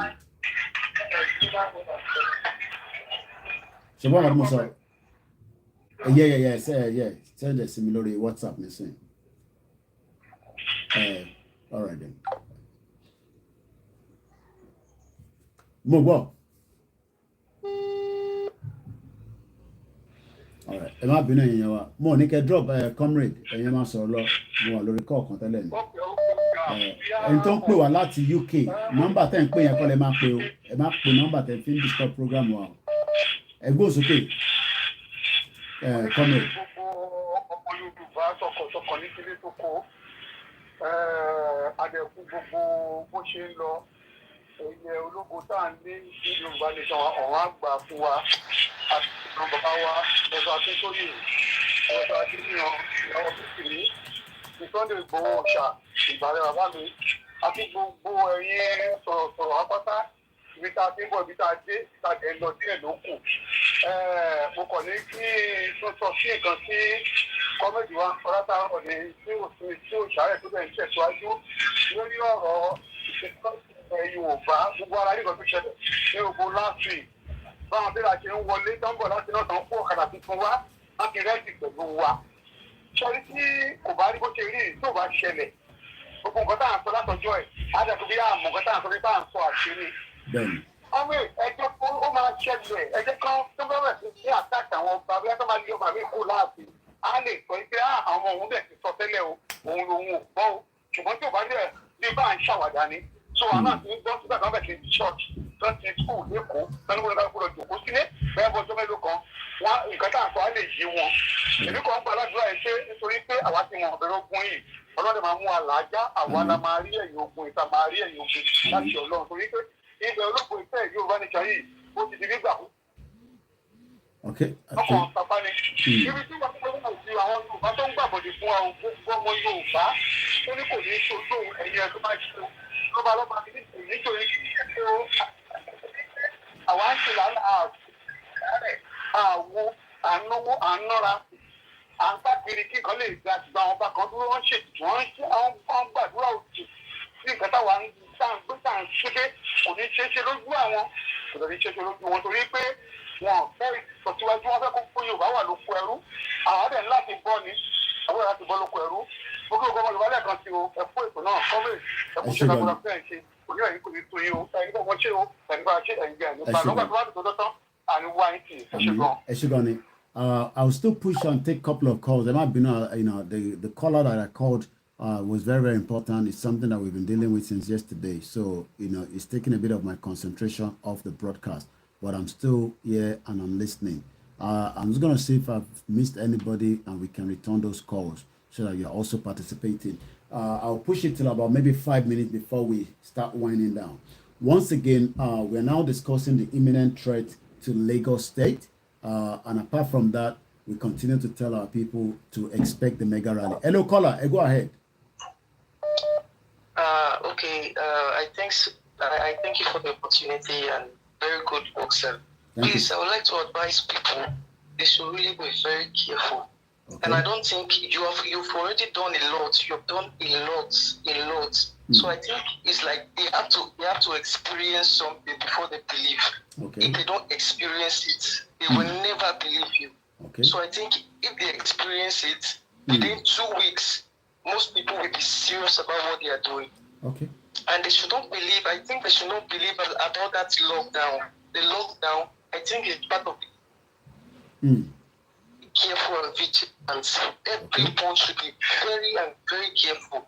Okay. As the caller, there was a caller that said, especially for those who are going to church, those who are going to mosques, they should be very, very careful. Large gathering. Also in the marketplaces, also. Exactly. Those in the market too, they should be very vigilant. Please, everyone should be safe. And I think the government, they will know how to take the government again. Okay. If they have maybe 2 weeks of hot experience, very hot experience, they will know what they are doing. Thank you. Thank you so much. And to all our, younger ones back home, we are all in this together. Nobody is perfect. What we are expecting is that we should all come together and solve this problem.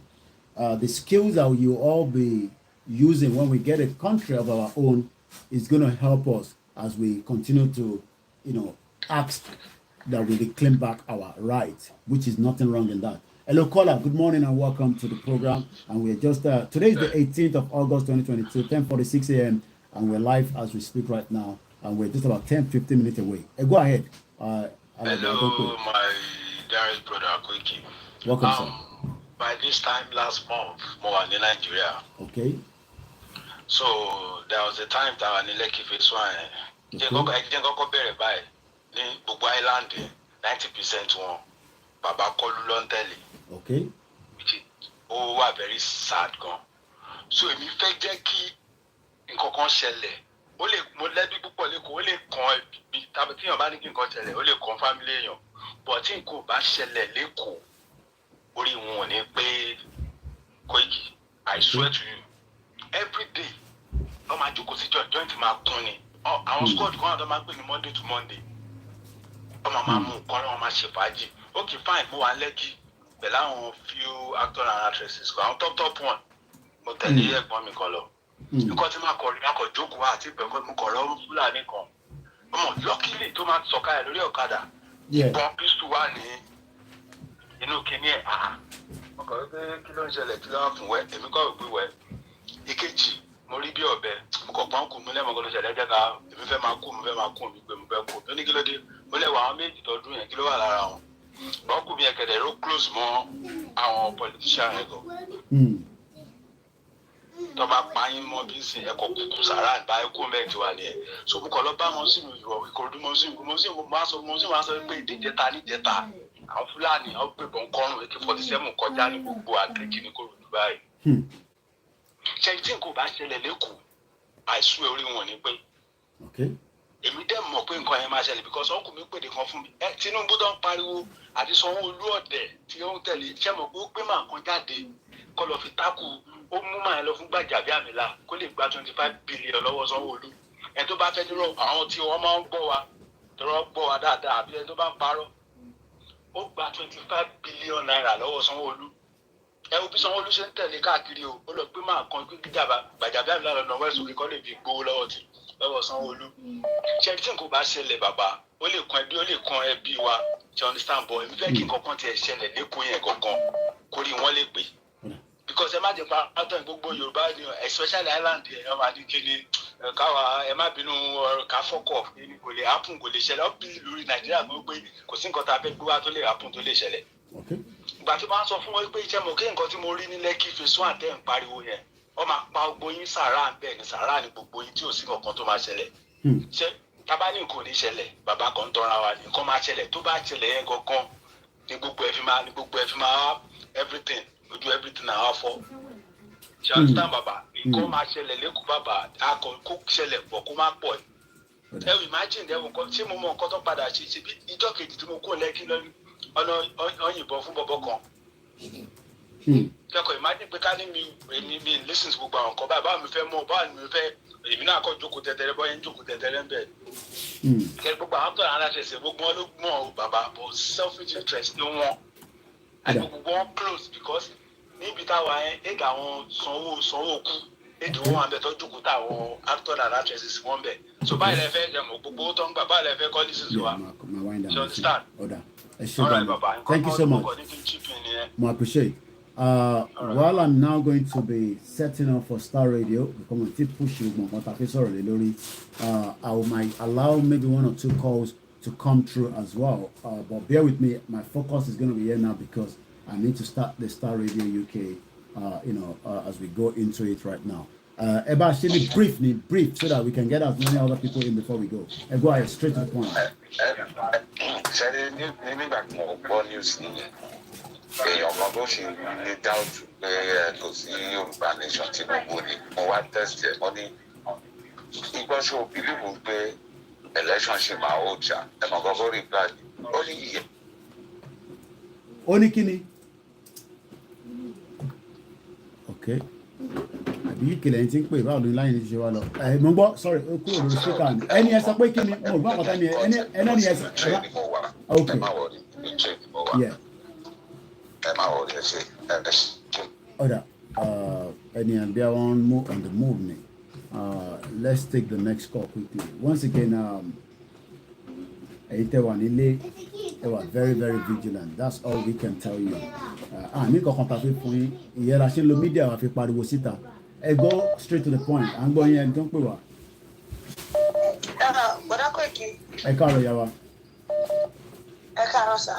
Yes, ma'am. A little bit of tweak. Security alert. Okay, go ahead. My perspective is kind of different. Oh yes, we like all the different perspectives. I'm very enjoy it. Go ahead now. Yeah, sorry. Last time, news change nípa rally. Yeah. The government is already picking up on that, and I watched a video. I watched a video. Your name. Okay. I know somebody. I know people. Security agencies in Nigeria. Okay. Go ahead. I'm going to. Okay. That video was last few days back. Yeah, I think a lot of people have come attention to that. But go ahead. So I feel that security threat, it's a strap.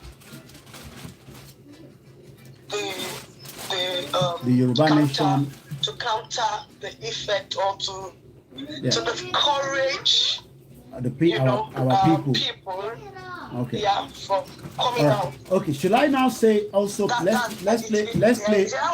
Yeah. I'm not very sensitive to that announcements to what they are doing. Okay. The lot of 1 million. Okay. Okay. Let me ask this. That's my perspective to it. I think that we should be more. Okay, I want to quickly take a bit of your brain because I do respect the brain because the brain is very, very powerful. They haven't have an idea when we're going to call for Yoruba Nation mega rally. Nobody knows, not even myself. do we now say that they can partially lock Lagos up until when we are going to declare the mega rally to come out?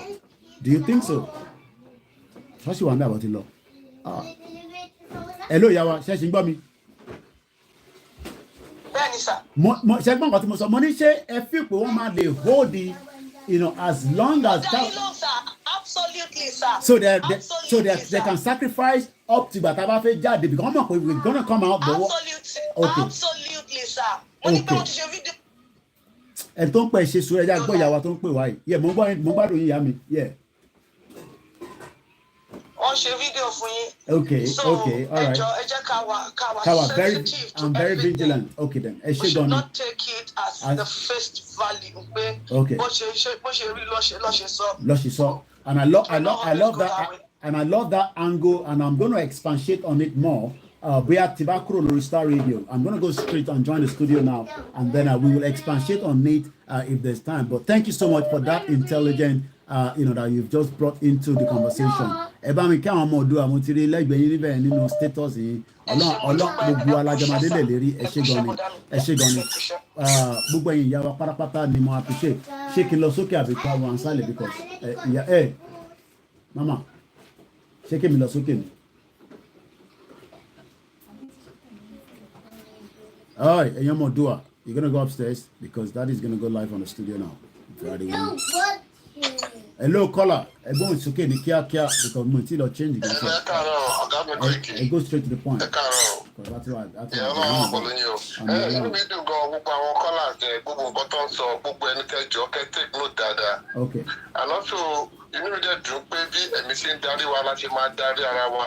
Kò ní ṣe pé bóyá àkọ́mátẹ́dé decide pé ọ̀fẹ́ òun ṣẹlẹ̀ ọ̀nà ògùn ọ̀ṣẹlẹ̀. Gbogbo ètò ìbọ́lọ̀ tí bẹ́ẹ̀ ń ṣètò yẹn Ọlọ́run á fi máa bọ́ fún yín ṣe. Ọlọ́run wà pẹ̀lú yín. Ọlọ́run á dáàbò ẹ̀bọ̀ yín. Ọlọ́run wà pẹ̀lú yín. Ó dàbọ̀ ẹ ṣé gan. Ẹ ṣé gan ni gbogbo èèyàn wa tí ẹ̀ ń gbọ́ wa. Ṣé ká lọ join wa ní studio àbí ká jẹ́ kí lè kó run kẹ́ fi gbọ́ wa because I think that's how we did it yesterday. We just went straight from here to the studio. Àbí kí apá broadcast whichever one you want. The program has actually finished now for those of you watching us from Nigeria, which is very expensive. But I'm sure those that have the data abroad or some of you will probably not be concerned too much. A call is coming from here. Hello, caller. Mo alori program. Mo alori live program. Hello. All right, I haven't got that time today because Motila changed. So, Emirates have suspended flight from Nigeria over trapped $85 million. Nigeria is bankrupt.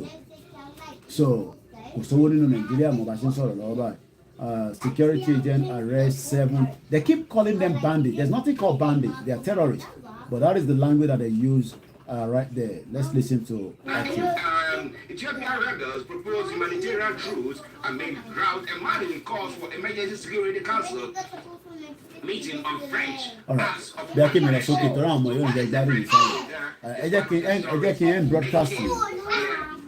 before we end it, let me just quickly play our anthem. Hello, join me, Lord Star Radio, because I have to move a lot of things and it's going to be showing so many things, because we like Losuki, because I'm only concentrate myself.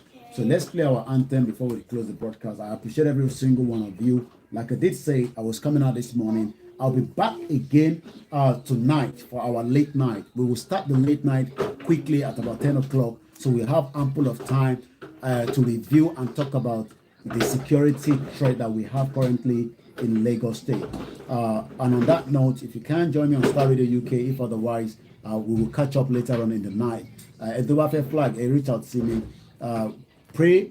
Let's continue to pray. Mokibuwe Yawatewa and GR1 and all the groups as well. Let us prepare for the worst case scenario as the Fulani are ready to unleash havoc. So I'm going to end this broadcast. Join me on Star Radio UK, where we're going to be discussing news from Nigeria this morning. But before we go, this is our anthem.